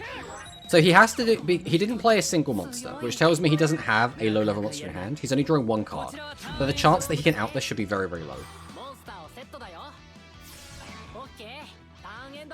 Now, why didn't you have that fast of a shuffle back animation for Duel Links? Because that would make too much sense. That's the long and short of it. Right, we'll summon this. Go to battle. We've got to try and be greedy here. Okay, perfect. Right, 2,000 direct. 3 cards left in our deck.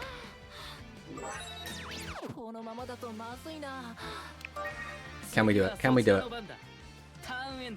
I've been playing Digimon 8 hours a day for 5 days. I'm still not done with the story, and it keeps getting longer. Also forgot Pokemon was out. Yippee, I guess. The new Pokemon game looks really cool. I personally am a big fan of the ZA games, or the Legends games.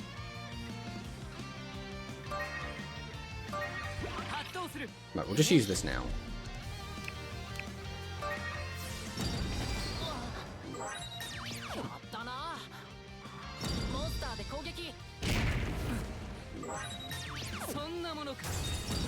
Okay, we get 2 draws.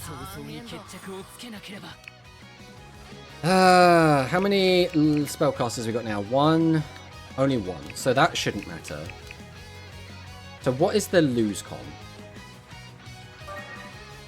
The lose con is that he can just like stop all damage, I guess. If he has...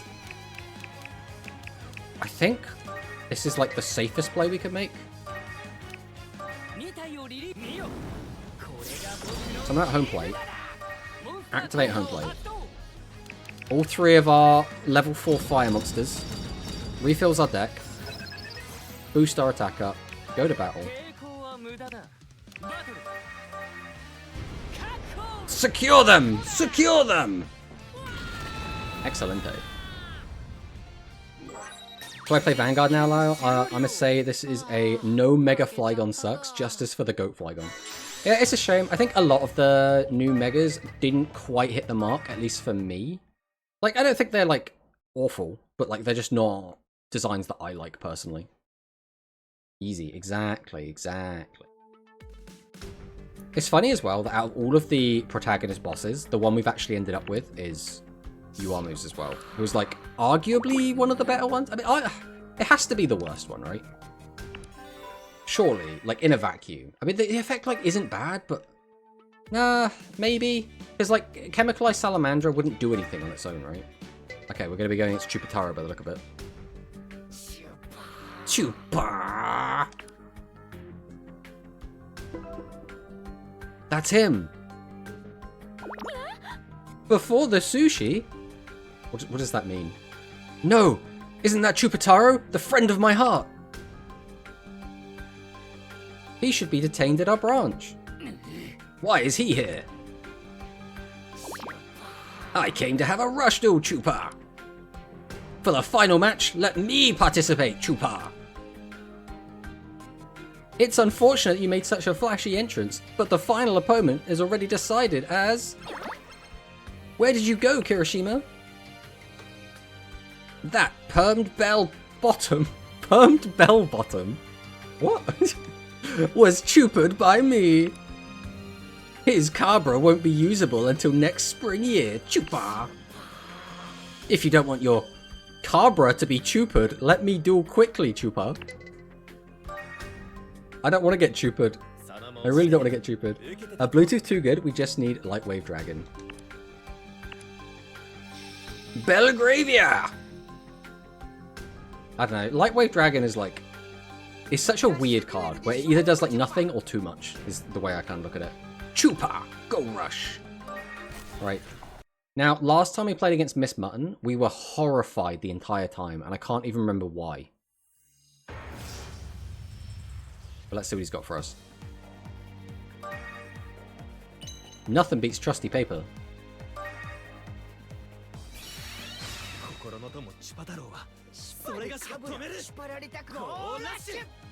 Right.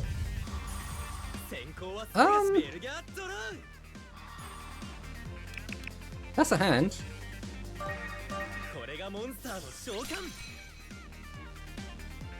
Are we summoning our boss immediately is the question.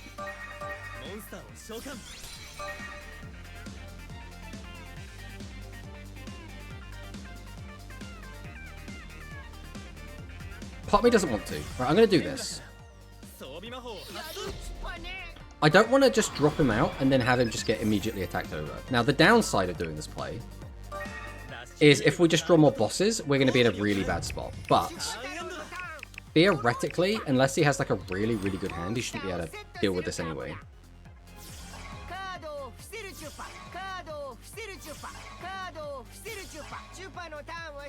Chupataro's turn ends.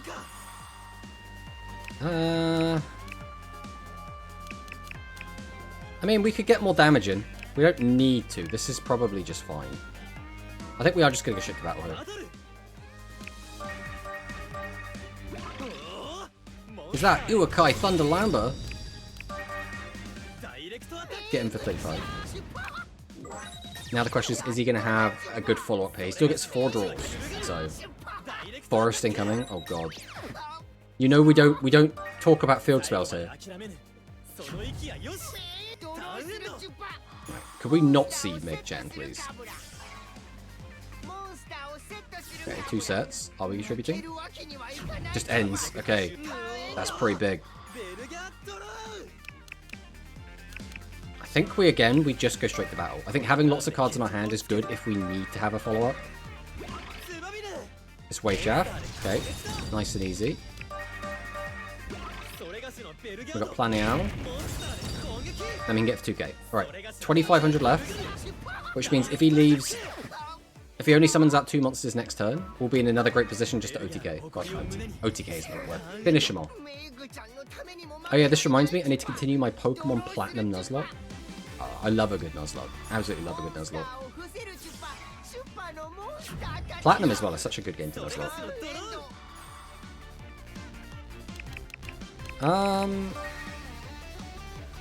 Right, I think we just go to battle again. Because this hand is like good to like... It's already set up to just bring out 2 bosses if we need to in a follow-up turn. Okay, looks like we got a nice brick game from Chupa. That's what we like to see. We like to see. Mig-chan isn't here to save you now, Chupataro. You fool. I just beat the first Team Galactic event. Perugly is a monster. Oh yeah. Oh yeah. The only time I've ever played Platinum, I played it as a Nuzlocke as well. I just love doing challenges. I mean, this is basically a challenge, right? Like, this is sort of the equivalent of like Rush Duel Nuzlocke. It's not quite, right? But Chupa! Did he just want to promote Meg-chan in the end? He's beyond just a Meg-chan lover. He's obsessed. Yes, that's right. Chupa will surely be with Meg-chan. For sure. Now, am I actually going to get to duel Mig? Oh, there we go. Mig duel, let's go. Me melody, me melody.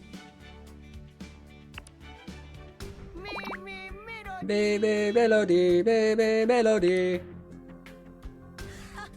Me melody. Me melody. Melody. What are we doing? Something's weird. What are you trying to do, my friend? Melody. Cattle and grabbing livestock hearts, shearing the wool of the heart.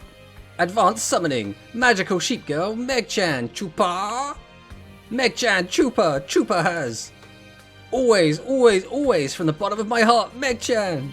I am great Chupataru.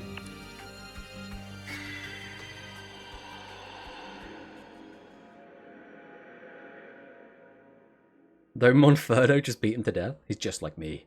Tomato should dub all anime peak tomato moment. We just read them as they come down. My Earthdema. Something. I feel bad. Yuhi? What's this? Meg-chan has appeared from Chupataro's card. Fuwa. Meg-chan. Oh no. I overslept again. I'm late. Gee, Sholter, why didn't you wake me up? Really, you're such a kid. Today, I only have time to eat 100 pieces of toast with letter marks for breakfast.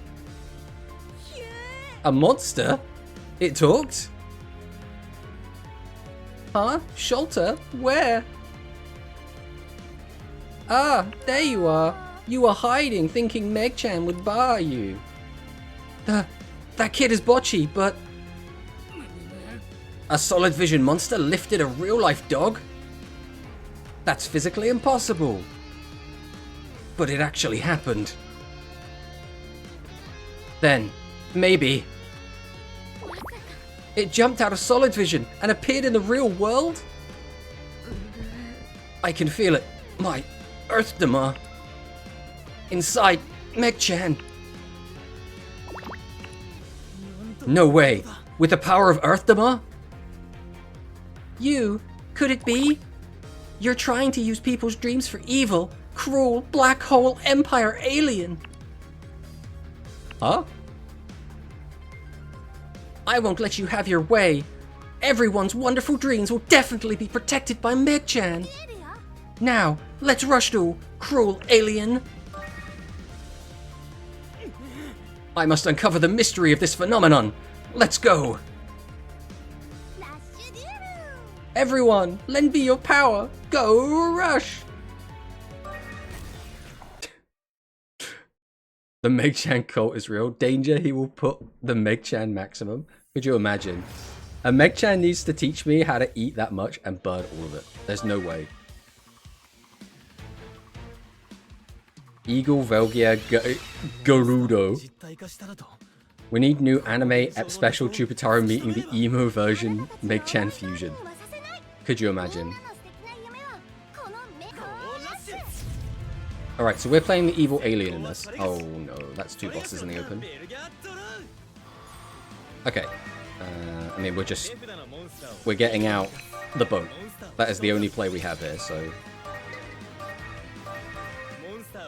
Come forth, Stormbolt Destroyer. Set the one up. Pass. My turn.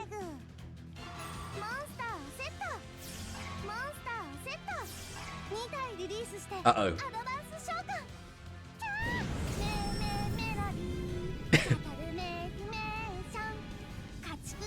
We have to watch this entire animation.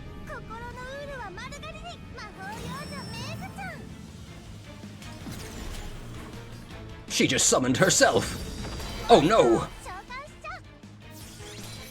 Oh, and you got a 1500 beta next to it, bruh.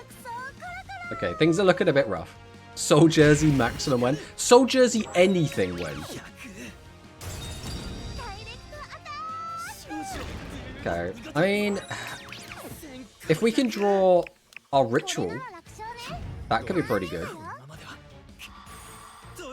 I mean, this is fine. We don't have a level 1, which is a bit of a shame. I mean, we have to summon Soul Jersey, right? We keep seeing it before the ritual, which is a bit of a shame. But it is what it is. We'll then set. We just have to hope that he doesn't have one of the really good Meg-chan spell cards, right? Like, what else can we do? We could crash into it, but like... She might have Secret Order. Hear me out, so Jersey Maximum is like BLS in the middle, then has light and dark alternative forms on either side. Oh, could you imagine? That would be pretty good. Okay, Dark Factory of Mass Production.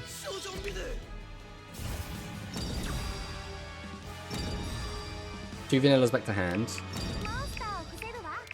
Setting monsters. Okay, that's fine. Oh no. That's actually not too bad. This guy just burns.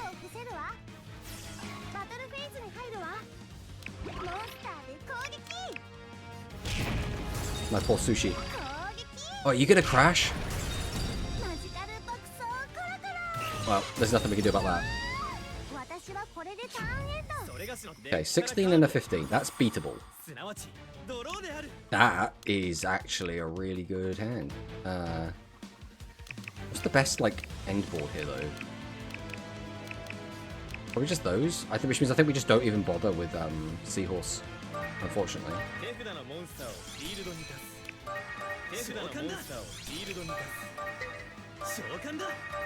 Tribute 2.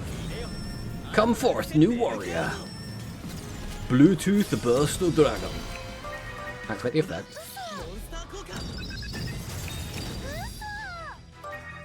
We'll go ahead and summon out Lamoon and Digmol. Straight to battle.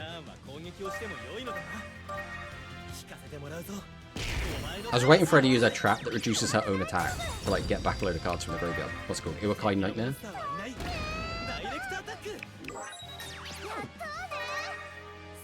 Get for another 12. Okay, well, so far so good. Let's see if we can keep this up.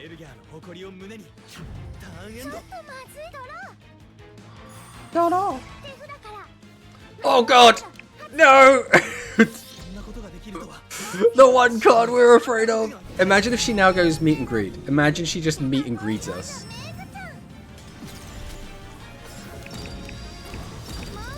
Setting a monster. Okay. Okay. What is the hand that you didn't set another spell trap or another monster? It's got to just be 2 bosses, right? Is it even worth it? I don't think it is. Drawing a card from the deck. No boss kind of sucks.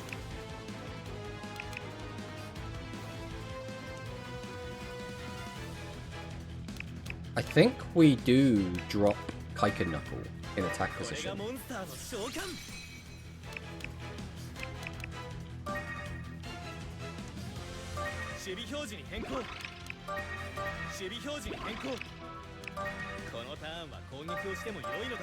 Alright, let's attack over this. Paku Paku Chew! Not Paku Paku Chew!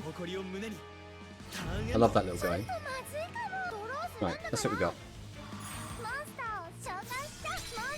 We've got Wave Shaft. Using Wave Shaft effects. Mill gain some life. Activate Pierce! Okay, that's fine.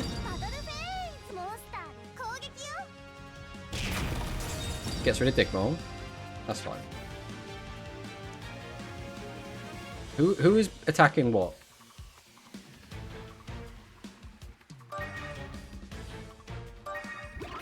Okay, yeah, that is the correct one. I went so fast, I was like, I don't even know how to check the board. I don't think it matters too much. We'll put Sushi roll back. Alright, so that's a crash. Then we take 1200 damage from this last attack.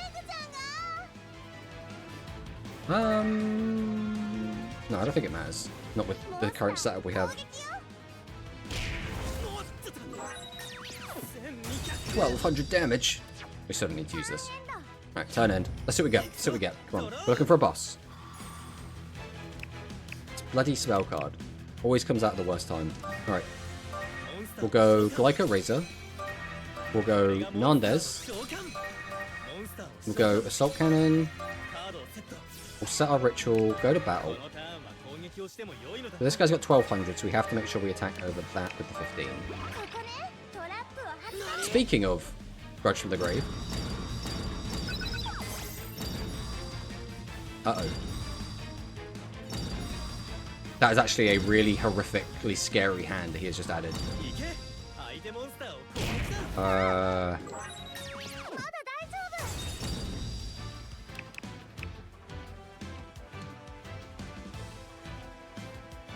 He has Meet and Breed in the hand. He also has Paku Paku Chew, which means he can, or she can, just get back the cards that she wants. So if you have no other monsters in your field, so I could deny the Paku Paku Chew, but she also has this one.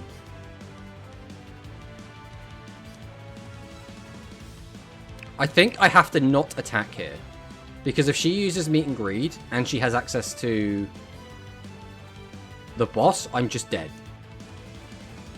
And if I get rid of this monster, then she has guaranteed access to her boss. So I think I have to just pass it.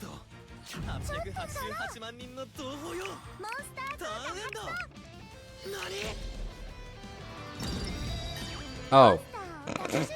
I forgot to read Wave Shaft's effect. I'm dead anyway. Okay. It did not matter then. Oh god. We have Beam as well.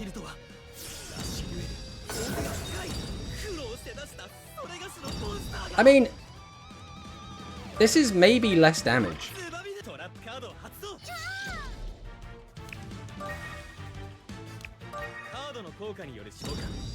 Come on down, ants. Okay. Gets back the trap. He was up for 6. Oh, we had another Meeg anyway. Okay, so it really did not matter. This is still not lethal. Okay, we are living. We are out here living. We know she has meat and greed down there, though. Down at 2k life. This entire game completely flipped as soon as she got Secret Order. Like, it's so crazy how good that card is. I mean, all we can do is defend.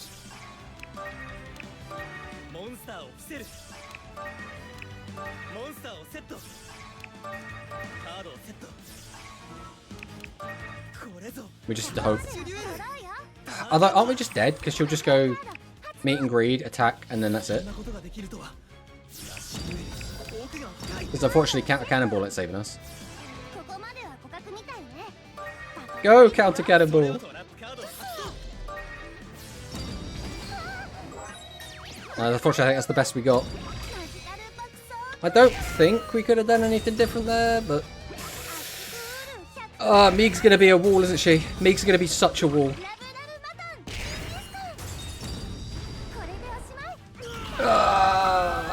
Not ideal. Not ideal.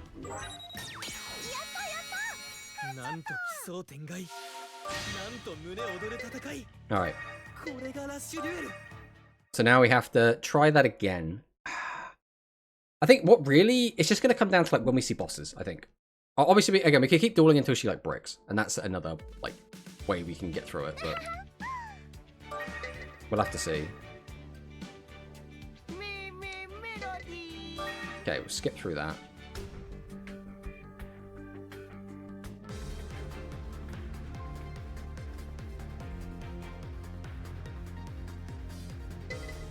Let's rush duel.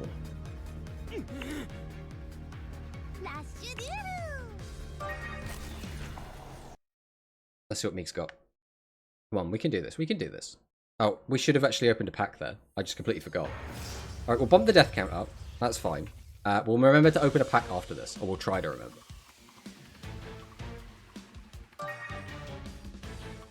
Oh no, we lost RPS.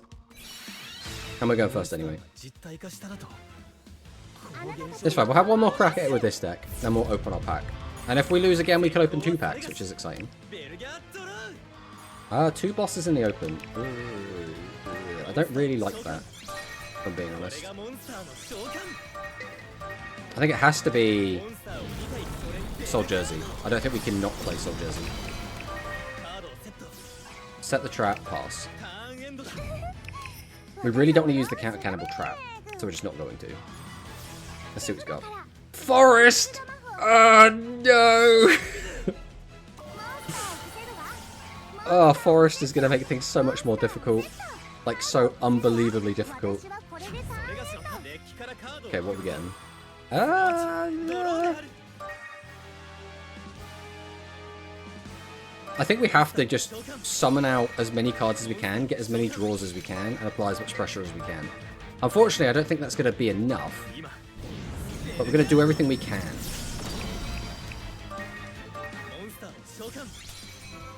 Now, if she has a high defense monster, we're going to get absolutely cooked. But because again, Forest boosts their defense as well. Okay, so far so good.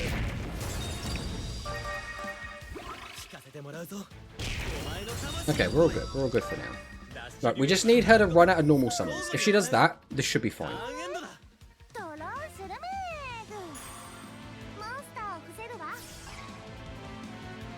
Go on, just set back row. She's doing a big think turn. Okay, we're setting another monster. Doing another think. 3 set monsters. Set back row. But she's doing a lot of thinking still. And then pass, okay. There's no reason to set this unless we're worried about him popping our back row, so we'll just hold it because we can use that as discard fodder. So we go straight to battle. Not planning out. We've got Wave Shaft. No! We attacked the... we got the only one wish to keep a monster. Okay. Let's hope that doesn't punish us. Okay.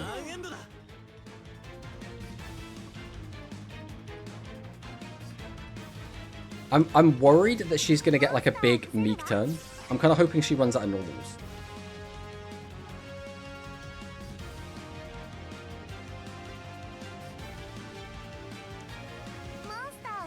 Okay. We have a boss this time. We found a Meeg. Okay. Okay. I mean, that's about as good as it was ever gonna get, right? We have. Do we have a 1 in the graveyard at the moment? He's a 1, right? Yeah, he is. So we'll set this.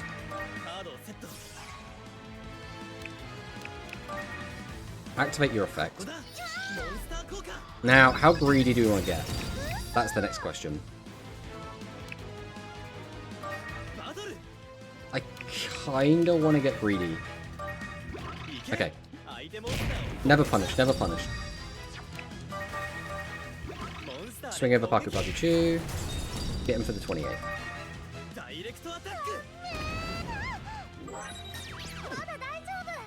Alright. That's what we got for now. Come on, we can do this. If all of the Meegs are at the bottom of the deck, that is also like an alternate win con.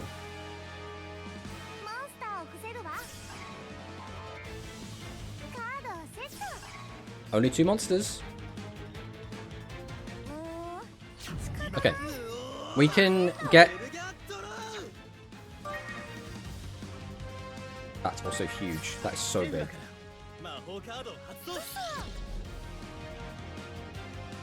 flip this one up. That was such a good chance for that to be low enough that I could pop it with this, but it is not. Right, we're going to get greedy again.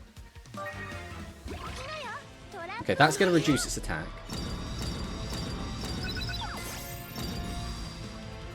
Gets Pierce, Secret Order, Meeg, another Nightmare. Just no way to close it. Right, we're going to get greedy again. Never punished. Jumps to 25. 200 life, and what do we have in the back row? Counter Cannonball. So, as long as that doesn't get popped, we should be able to win with Burn.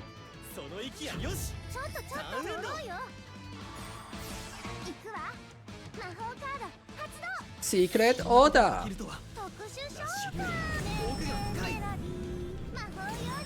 Here comes the Mei Mei melody. Alright. Now just attack, and we win. That's fine. We still win. The monster I worked so hard to bring out. That's fine.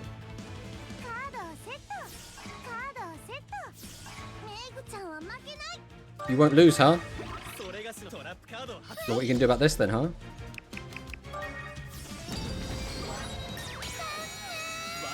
Alright, we managed to beat me. Right, we do have to go and open a pack though. That is something we have to remember to do. 2 for Zuzu. Neat. Not that we can use it because of our challenge or anything, but still. I really want to take Fuzuzu out. I'm really hoping that in the pack we open, we do pull a boss monster. If we pull a boss, that is so big. We just need to get to 7 bosses. That's kind of our target right now. Right now, we only have 5. No mercy! It seems the materialization has been cancelled. I feel better now. I'm glad. Ugh. Are you okay, Udius? Did the attack from the opponent actually hurt your body? No problem. I am. But why? Why is this happening? Draw sparks. We don't need that. No, the curtain has risen on the turmoil. Suijo's just hanging out. Alright. To the shop. To the card packs. Alright. Open this. Make this big. Let's see what we get.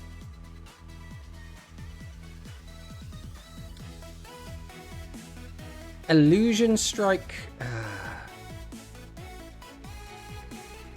Mirage Impact is not like a great set for us, if we're being honest. I mean, is there anything in here we want at all? I mean, Summon Skull would be nice if we could just grab that. Oh, wait. It'd help if we push the right button.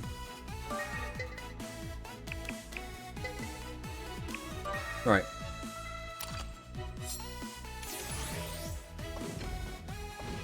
Now, no big shiny cards. That's a bit sad, but... Water Magician. Light Sorcerer is good. We'll take a 15. Well, I guess it's a 14 and a 15, so that's actually not bad at all. Umi ain't doing much.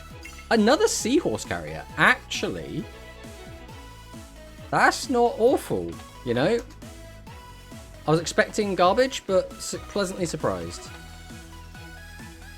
Seahorse Server.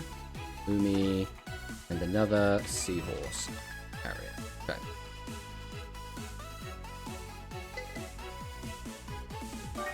Alright.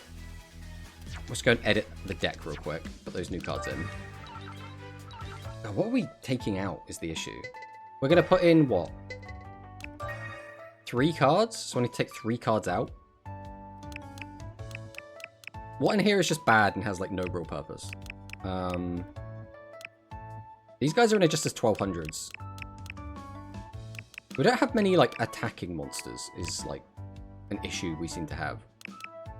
We probably don't need Gargoyle. We probably don't need Spy Turtle. I mean, you're just 1,000. So, like, do we even need you in here? So that's probably fine. Then we'll put you in, and you in. Save and return. Okay.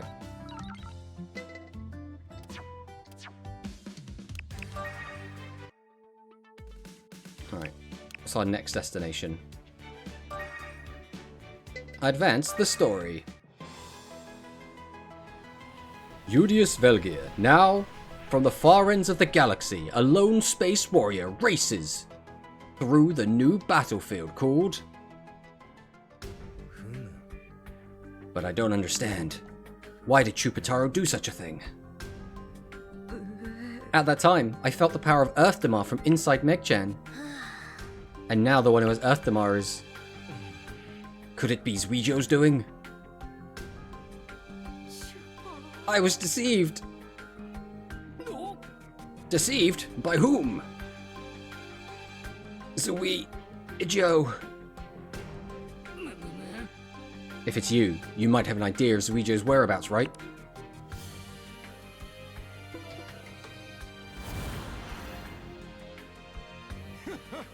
My comrades, now is the time for unity. Vivad! Vivad! Vivad! Turn this suffering into anger. Rise, Velgia army! The entire universe is waiting for our power. Beige Vivard! Beige Vivard! Beige Vivard! Beige Vivard! Beige Vivard! It's the same as that time. Zuijo is using TV to reach many comrades. Yes, he might be trying to appeal to the aliens. If that reasoning is correct, next is Mutsuba Cable TV. Ah, no way! After the recent commotion, it seems the studio is still broken. Perhaps Zuijo is there. We can go to Mutsuba Tower. Mutsuba Tower? Right, no doorway. Are we going to go straight to duel Zuijo? Okay, looks like we're dueling Tell. Alien reaction. Alright. Let's go. UTS. Or you tell Kawaii? I've been waiting. You're a 3-meter alien.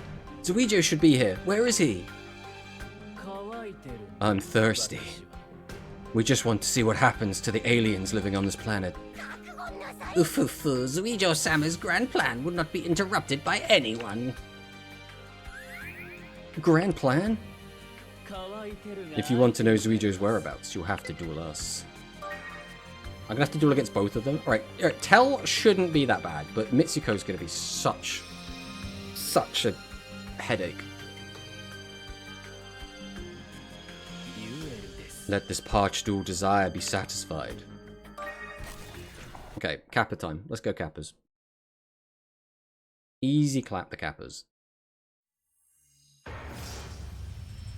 I hope we don't struggle with Tell. Alright, we lose RPS. We're going second. Alright, let's see what Tell's got. Doro.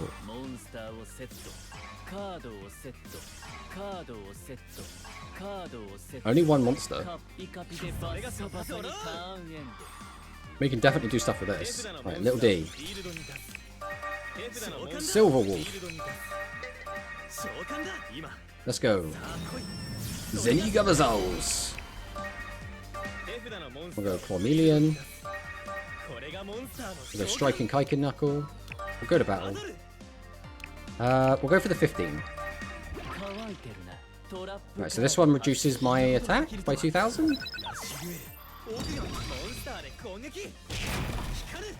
I mean, that's fine. We'll attack with Cormelian, which does clear. Then we do get in for the 24. Right, all things considered, that wasn't bad. That was not bad. Murder.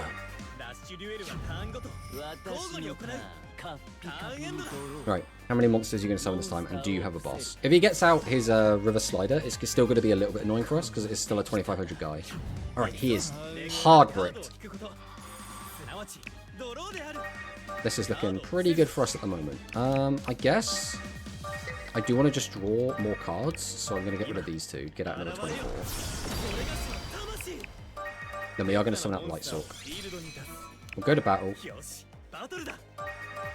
Let's get a Light Sork attack in. Ooh, Ayasube. Get him for the 24, get him for the 24. It's going to put him nice and low, so if we do draw our Cannonball, we will be able to burn him to death. But he'd only get one draw, so he should just be screwed either way, realistically. Touch the draw. Okay. Well, there is Soul Jersey in case we need him. Dinosaur Punch! Alright. That was the easy one, though. Now, Mitsuko is going to be a massive pain, because her deck is just... One, it's just relatively strong, and two, she just has so many good trap cards. Like, so many good trap cards. Like, beating her traps is the hardest thing we have to do in this game. And she has a field spell as well, so that's even worse.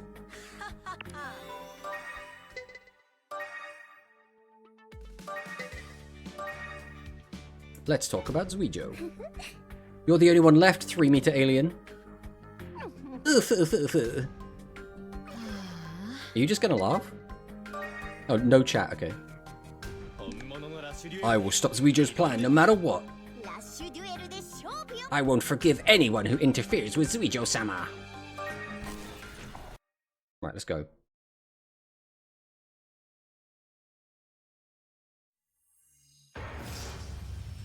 Mitsuko versus Udius. Right, I really need you to not have, like, the crazy open. Like, if you could just, like, not set a bunch of aggro, not activate a field spell.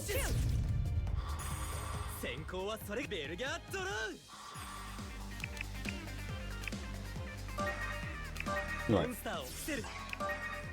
We'll go ahead and just set all of these. We're not going to summon out Blue Fang yet. If we had two bosses, we would, but since we only have the one, we're not going to bother with that. Come forth, my monster. Okay, we've got Gecko. Am I setting?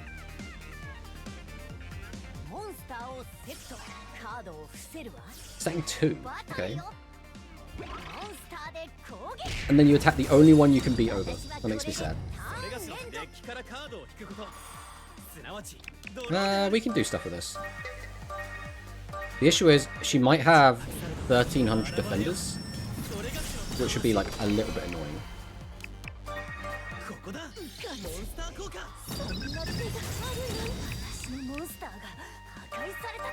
We'll go Water Magician. We'll go Flavor Inspector. Wait to battle. Right, let's go Water Magician first. We're just going to have to hope, I think. I really want to get that 2,800 damage in. Ah! That makes me sad. Okay, we get no damage in. The greed was finally punished. The issue is now she has 3 reptiles in grave. So that now means the trap cards are online.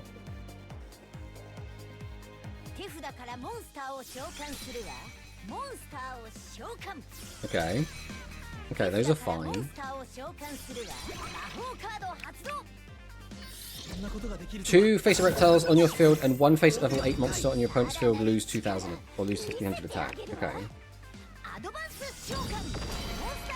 Snake Clown? What are you doing here? Chlormelian's gonna mill some cards. Adds back Snake Clown. Tribute the Chlormelian for a second Snake Clown. I mean, like, this ain't great, but, like, this could be worse. This could be a lot worse. No back row, no field spell, no big boss.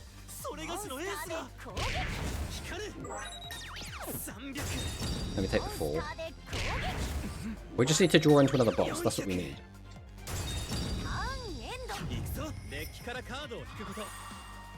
None of those is another boss. Alright, we'll summon Light Sorcerer because I want to attack over that one. We're going to set this. We'll go ahead and set these. Straight to battle. Attack over Alien 33. It's not a lot of damage, but it's something.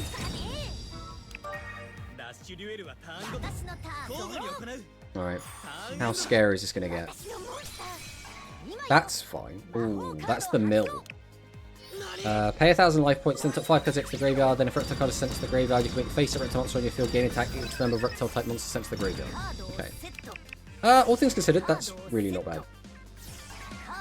If she's playing Caliglion, this could get real sketch real quick, but if she's not playing Caliglion, it doesn't really matter. Okay, we'll take the 300. Attacks over the Assault Cannon, attacks over Gyro Jackal. But we're still looking for a boss. And now we've got to fight through all those back row, which is going to be super yikes. And we still don't have a boss. Okay. Huh. I mean, we want to get Buggy Dog in the graveyard. It activates so many different things for us. But the rest of this is unfortunately not great.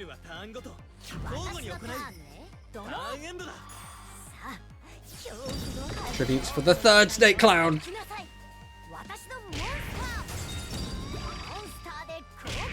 Okay, the issue isn't the Snake Clowns themselves, it's going to be those back row. Like, she's going to have so many traps that we're going to just chew through. So we got this, but that doesn't mean anything, because we don't have a way to deal with the traps. How many 5s do we have in graveyard at the moment? We have 1, 2. We don't have Arnandez, so he's not online. Because that would actually play around the trap. It wouldn't even play around the trap, really. Right, we'll set this. Do we have 3 Beast Warriors? 1, 2... We don't have Kaiki Knuckle. We're just always short something. We're always missing just one thing.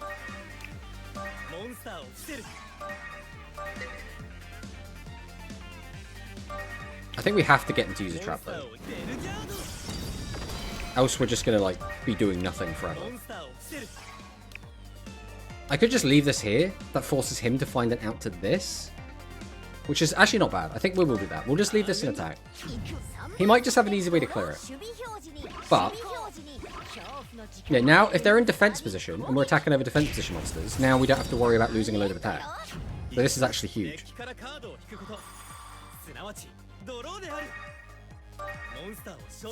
Right, we can summon. We can summon.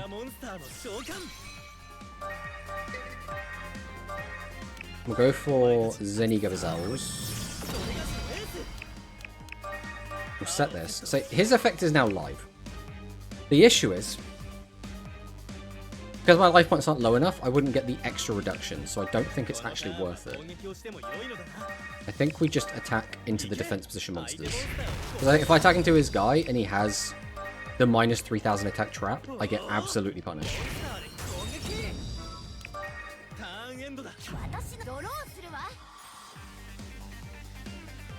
Okay, 6 in hand.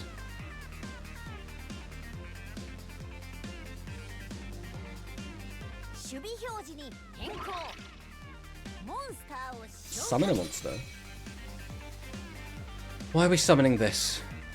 Oh, if we double tribute for Caliglion, this is going to go so bad.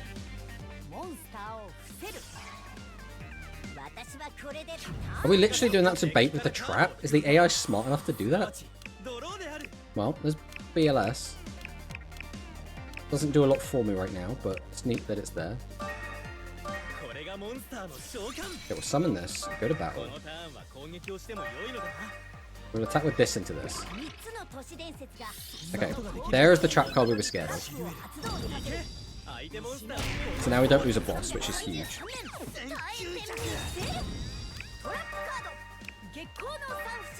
Attack over this. Let me attack over this. Okay. All things considered, that went pretty much perfectly. Smart AI. Literally was like baiting us, which is funny. Oh, okay. Special summon a reptile monster from your graveyard, face up to your field. Has he milled Germain? Yes, he has. No, or she has. Oh, okay, Germain is fine on its own. It can attack over Greedy, but like there's nothing we can do about that, right? I'm gonna mill more cards. Might actually end up decking himself out.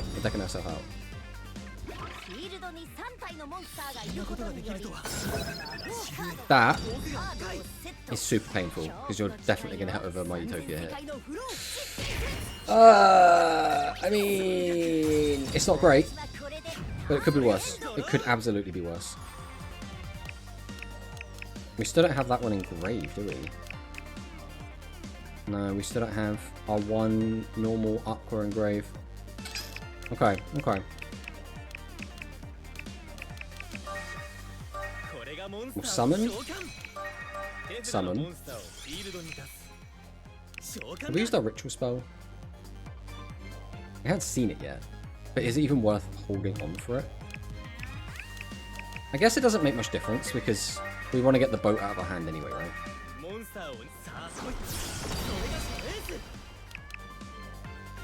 It kind of does matter because Counter Shield could be used with him, so then maybe that was the better play. Right, we'll go to battle phase. Swing over this one. We'll attempt to swing into this. We'll see if we'll get a trap out of it. Okay, no trap. We do get some damage though. Then we'll pass. Right. We just need to hope we don't brick. That's the major issue. Right now, all of our back row is just kind of taking up space. Okay, that's fine. We do lose our boat. We were always going to lose our boat. Nothing we can really do about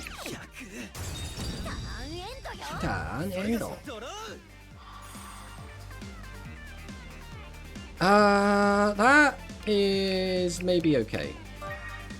We might as well use one-sided reverse here. Let's see what we got. 300 attack monster. That's always nice to see.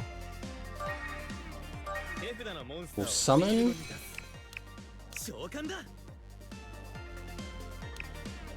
Getting that in the graveyard doesn't mean anything anymore, so I don't think that matters. We're going to go ahead and tribute both of these to summon out Blackluster Soul Jersey. We'll set this. Go to battle. We are going to attack with the weaker one, because again, if he has the like 3000 combat trick, it would still kill our BLS, and BLS surviving is the most important thing right now.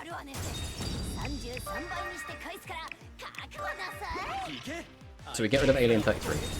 Okay, so far so good. Germain causing problems? Yeah, but if he attacks into us, we have a combat trick to reduce his attack by 1000. But he needs to attack into a normal monster is the issue. So I need him to want to crash. Oh, that field spell is pretty yikes. Do we just burn him here? That'd be 14. I mean, we don't need to, so there's no reason.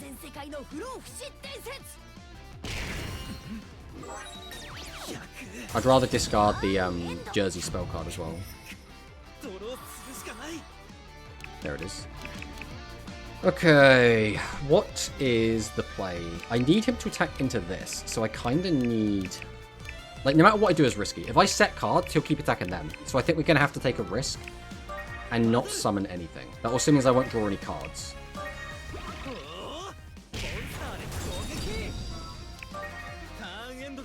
I need him to feel confident enough to attack into us and hopefully punish him. Okay. That lets him bring back a card from the grave.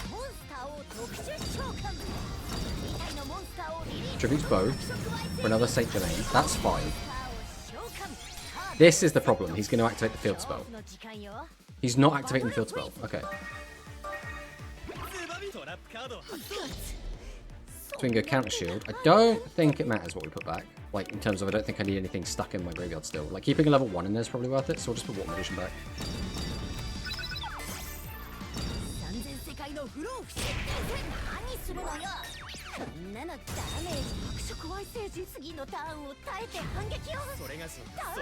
Okay. What do we do now, though? We have 4 cards left in deck, so we have to be very careful with how we play this.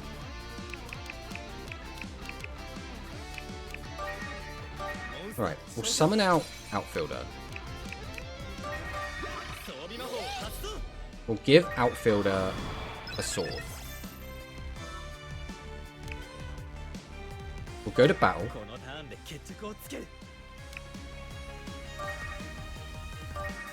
We'll attack into this. Okay, there's the trap.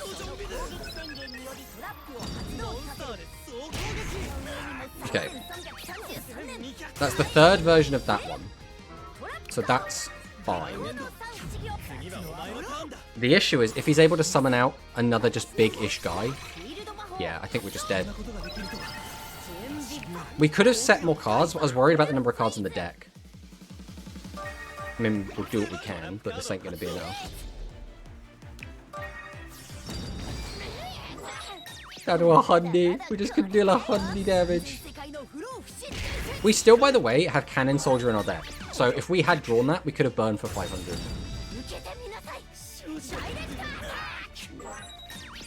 We almost got away with it. We almost got away with it. Yeah, in retrospect, we should have just set another monster, but it is what it is.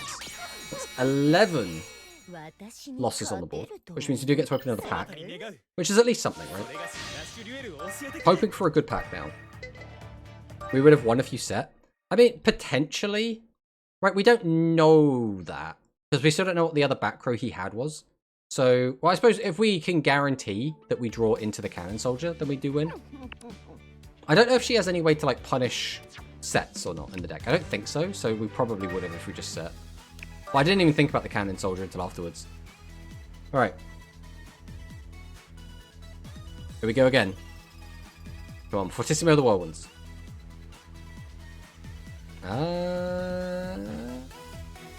Dynamic Eternal Life is pretty good. Which one is that? That's the one before the second maximum pack. Okay, that should be easy enough to work out. So that's the second maximum pack, so it's this one. Oh, wrong button. We always do that. Alright.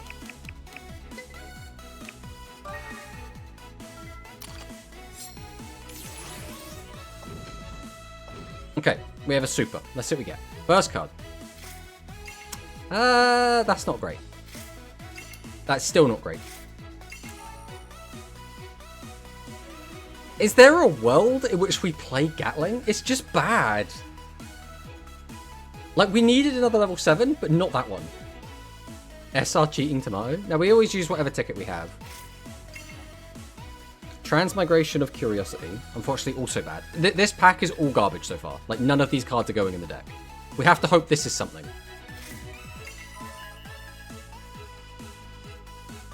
That's playable. That is playable. That is actually playable. Okay, let's write these in. So we have Charon the Star Knight. We have Gatling. We have Oiled Dragon of Fertility. We have Transmigration of Curiosity, I think it's called. I mean, not It's not the best, but it is another boss, and it does beat set 3. So, are we keeping Fuzuzu in? Is the next question. Fuzuzu has just never been useful. Let's just take Fuzuzu out.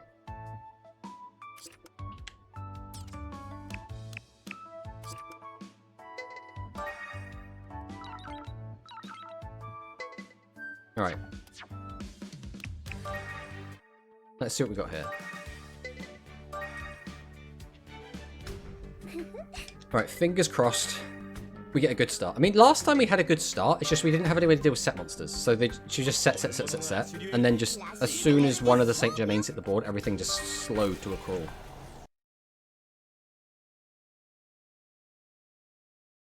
She also had that field spell for so long and just didn't use it. Because she needs to have 3 face-up reptiles to flip it up, but like, she could have just done that. Right, we'll go first.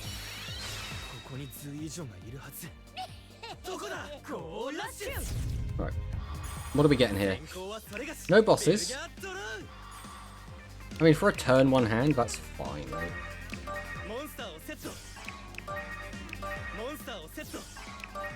Go ahead and set these.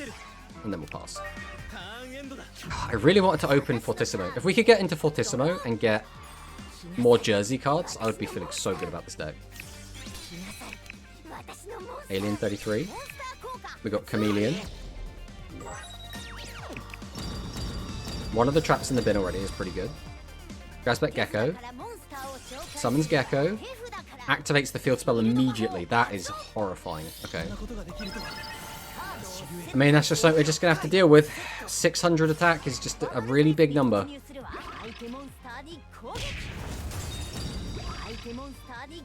Is this just all normal monsters? Face up reptile normals. Okay, so it's not going to boost mine.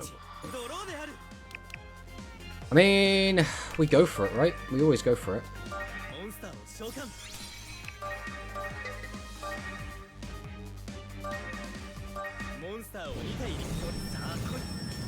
Summon out the Blue Fang. Activate the effect.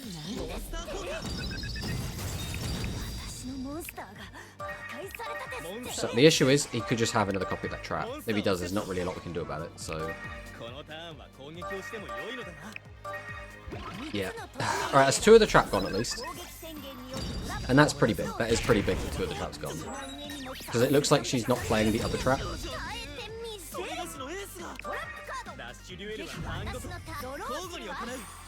The second Saint Germain hits the... Okay, Alien Shock Trooper is really good. It's 25, but it's manageable. The second Saint Germain hits the ball, that's when we're in a really bad spot. We take 25 here, we go down to 44. I mean, if we could find a boss right now and she doesn't have the 3rd trap face down, we might be okay. Alright, that's not a boss.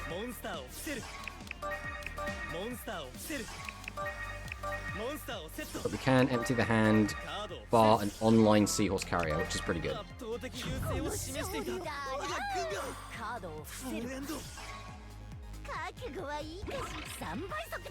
Okay, that's fine.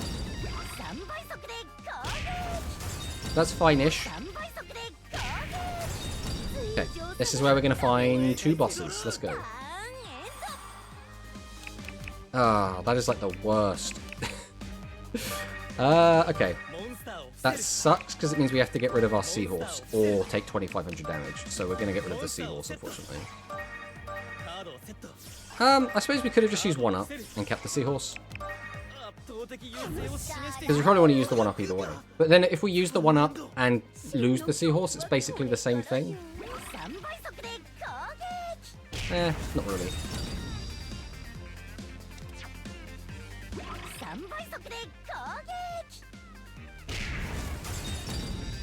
Right, we'll go ahead and use the 1-up here.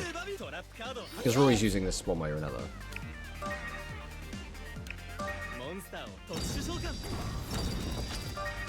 No, don't do that. I need that trap.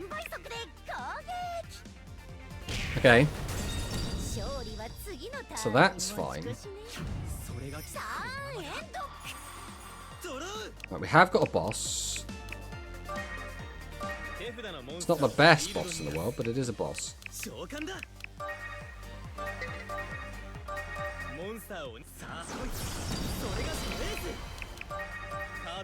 Reset. Reset. Reset. I almost kind of want him to have the last trap and use it on this attack, to be honest. Okay, he didn't use the trap. I mean, might have it and just chose not to use it, or might not have it.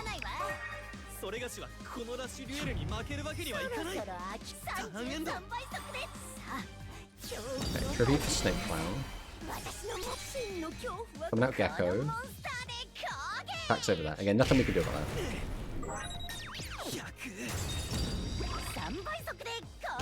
We just need to really hope we don't draw all of our bosses at once, because that's gonna suck if we just fill our hand with bosses.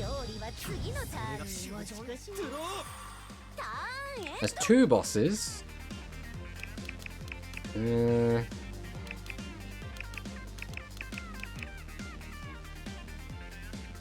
One. We don't have Buggy Dog yet. Puts me in another weird spot. I can't leave 2 bosses in my hand. Like, that's just not happening. Give it 9, puts up to 23. That also creates an issue. Right, I think what we're going to do is we're going to activate this. And we're going to set this. I don't like this play. Because I'm only drawing 2 cards, but like... I feel like I'm going to die if I only have 1 monster on the board. Especially with all of his guys getting 600 bonus attack.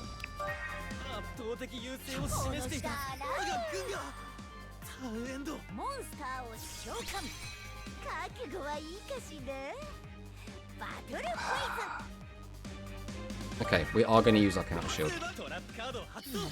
I don't feel great about it, because I want to use this to get rid of a J-Main, but it is what it is. Put back Sushi, reduce the attack, get in for 8. Now, is he going to crash? Probably won't.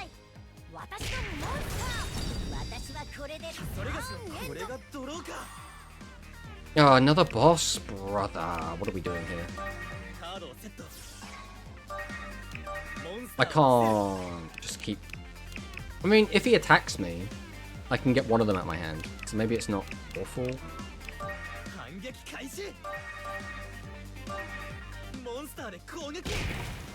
Get him for 500. Pass on that. Go.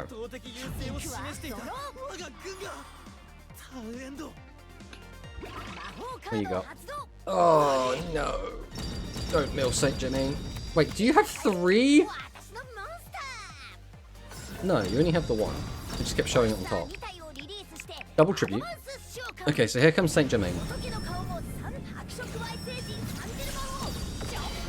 Beating 31 is actually just so difficult for us.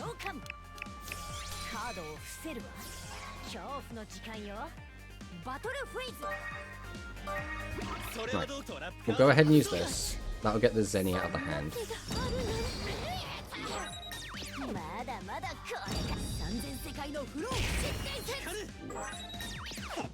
Have to take the 8 there. He's not getting greedy. Okay, so we're only going to take 9. So that's fine. Oh, we're in such a dire situation here. Our deck is looking so thin as well. Unfortunately, just none of this helps. We really needed to find Buggy Dog off the draw. Buggy Dog would have been so big. I mean, no matter what we do, I think we just die. If we set 2, there's like a slim chance we live. That's like the best we could do, I think.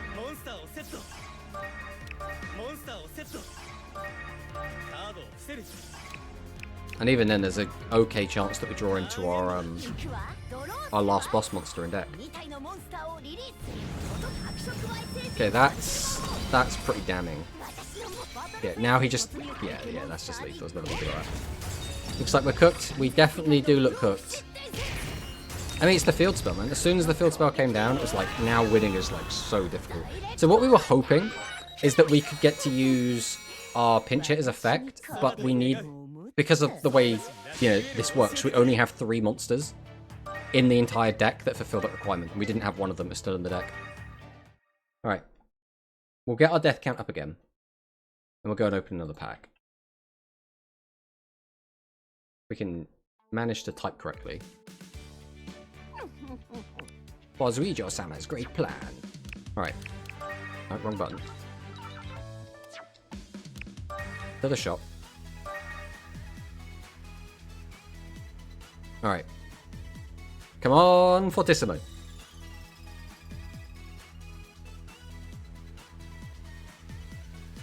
Ah, no. This pack is so bad. So Maximum Ultra Enhancement, this is the pack that has Magnum Overlord and Yggdrago in.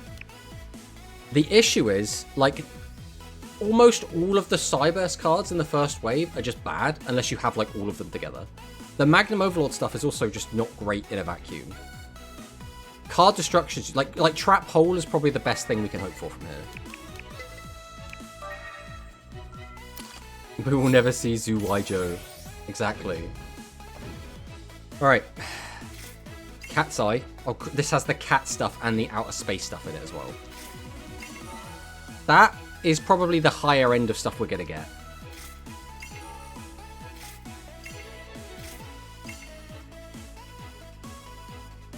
I mean, we'll write these in, but...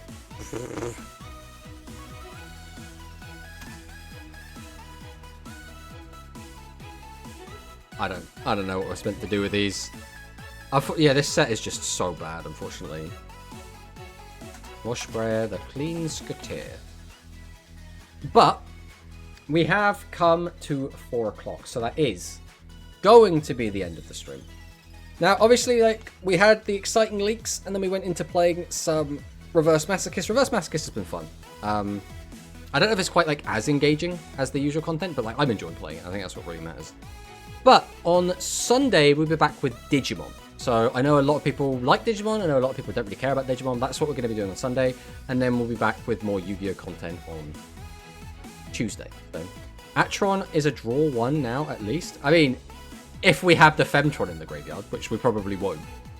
But, you know, it is what it is. It is what it is. But thank you guys so much for watching. And I'll see you next time. Goodbye.